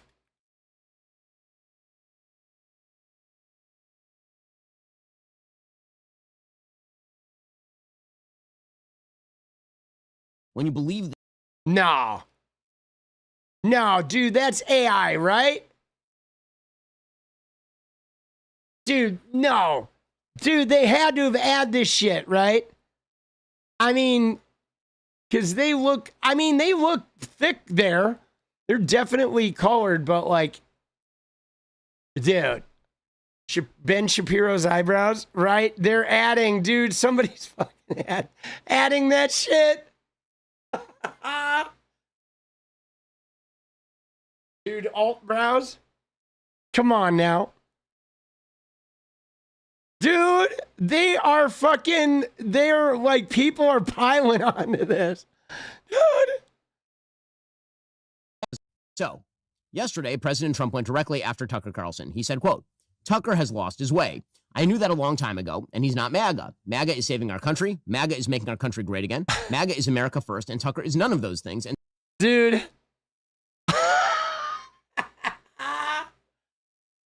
Bro. Dude, that's hilarious. Right? I mean, come on, man. Dude, Ben Shapiro's eyebrows have doubled in size since Charlie Kirk was shot. And if you're upset now, wait until you see this film. Your head. Dude, that's crazy, bro.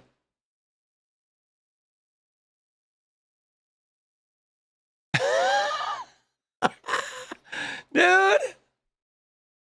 A closer look at Ben Shapiro's eyebrows. Oh, man, dude. Oh, dude, what is going on with the little fucking hair follicles? Dude.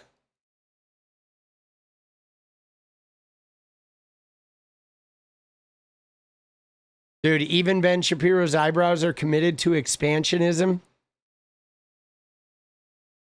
Is this fucking... We got to go to his Twitter, dude. Now I feel, guys, like I am living in the upside down where I can't even tell what's real anymore. I mean, those are definitely like heavy duty, but they're not as big as the ones in those other videos. I think people are definitely fucking with his eyebrows. Right?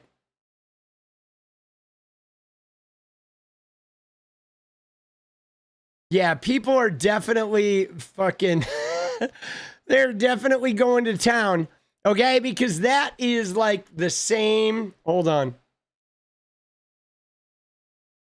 That's the same video, right? But, dude, we have to acknowledge, though, okay? We have to acknowledge that he does gender affirming care. I mean, they look pretty thick here, though. Holy shit, dude. That's actually real.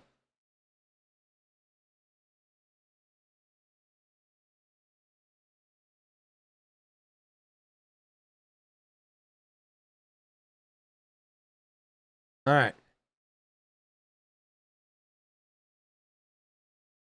Yeah, they're thick. They definitely added them. All right, they're definitely adding on a little bit, dude. That's funny, dude. Dude, they're exaggerating it for sure, dude. Right? You see that? They added like a good 1/4 of an inch on the fucking brow. And they also, though, did it with this one. Okay, let me see.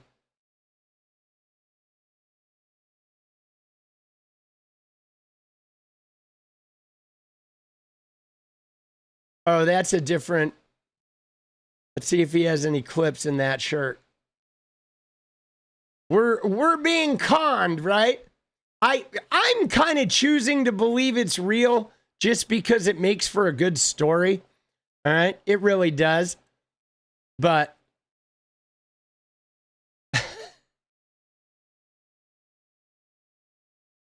yeah, dude, that's hilarious. Dude, look at him. That is hilarious. Hilarity, guys. Absolute hilarity. All right. It's time. It's time to grind. All right. It's real. The small ones are Photoshop. That's what I'm going to believe. That he actually, these are the real eyebrows. And what Ben does is when he makes his own content, he removes some of the brow. All right. Oh, shit, dude. It is time, though, guys. It is time to get that dance party going.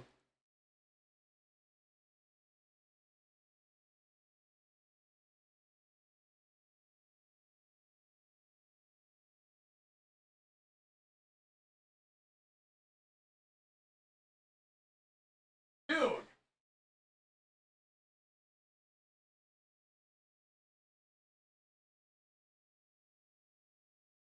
Guys, it is so weird, guys. Dude, MLV, let's go. Let's go. You're the best, MLV. Let's go. Thank you. You're welcome. Dude, it is like, it's weird. Guys, I'm going to be done at midnight. Like, what the fuck, bro? How am I going to be done at midnight? Like, that never happens. You know what I'm saying? That never happens. This new time schedule is pretty crazy. Pretty crazy, boss.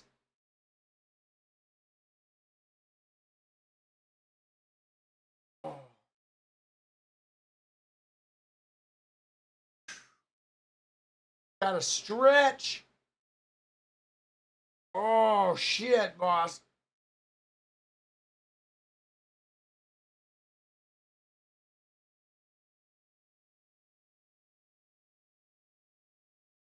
Whew.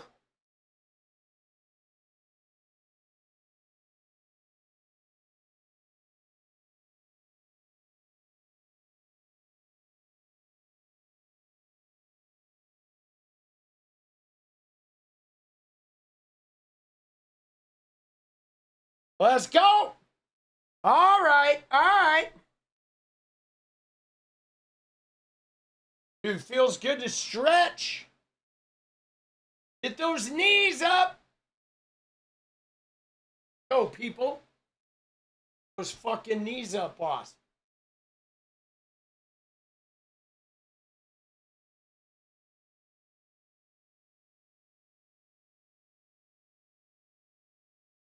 All right, all right. Dude, OG. Political punk for the win. Let's go. Let's go, boss. Appreciate you, brother. Or sister, or somewhere in between. Thank you. Thank you, thank you. All right, you ready? Dude, yeah, you gotta stretch, man. With the amount of time I spend sitting down, dude, oh, I feel like stretching is like super important, boss. Holy shit. It feels good to just fucking... just fucking dangle, bro. All right, you ready? Let's go.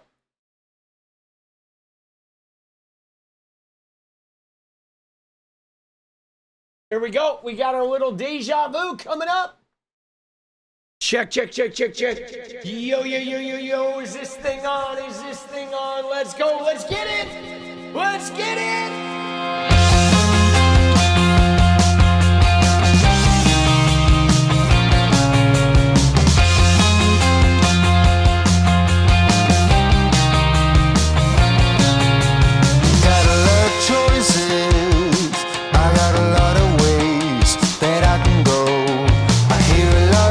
Say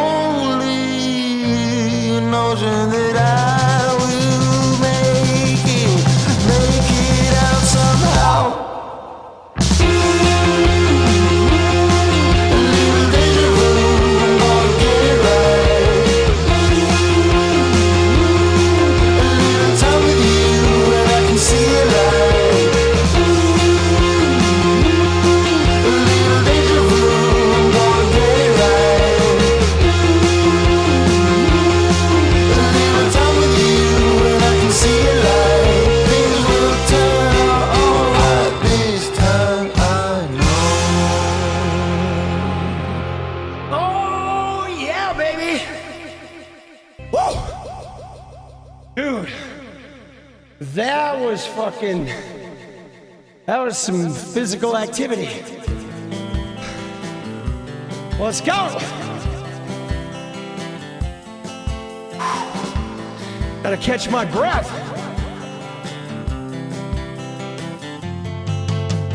Hey, I just wanna change the world. I just want the perfect girl.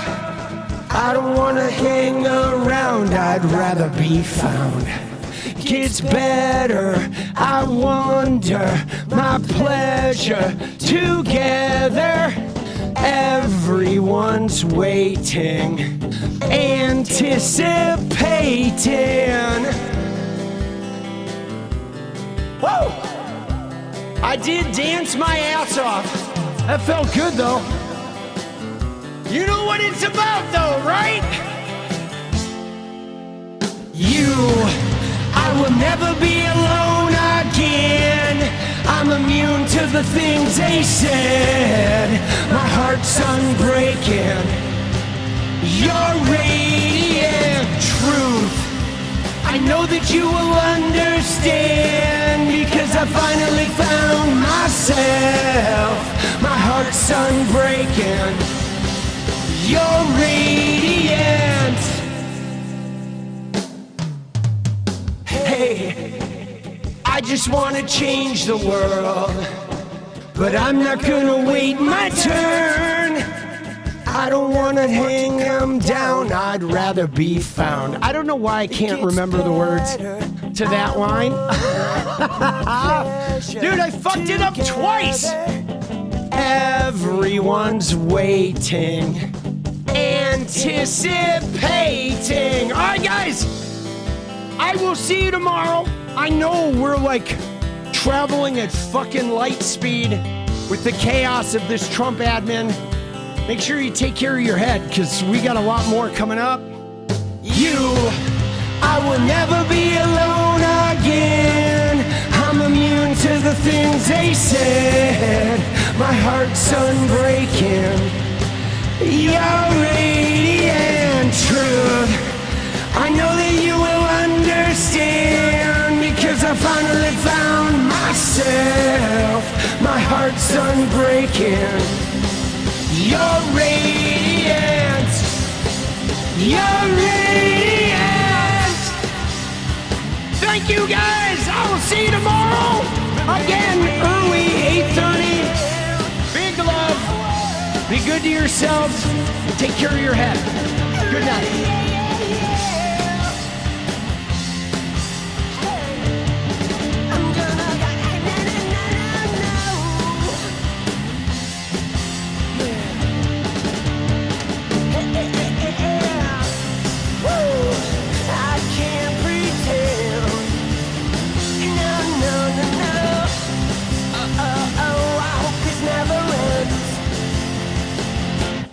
It's about you. I will never be alone again. I'm immune to the things they said. My heart's unbreaking. You're radiant truth. I know that you will understand, because I finally found myself. My heart's unbreaking. You're radiant. You're radiant.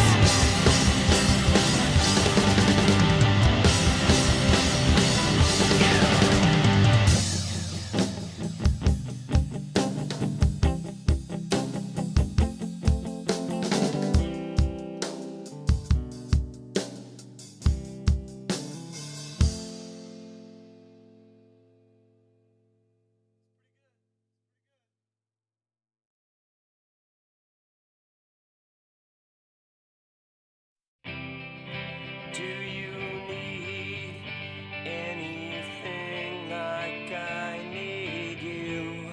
It's over. Do you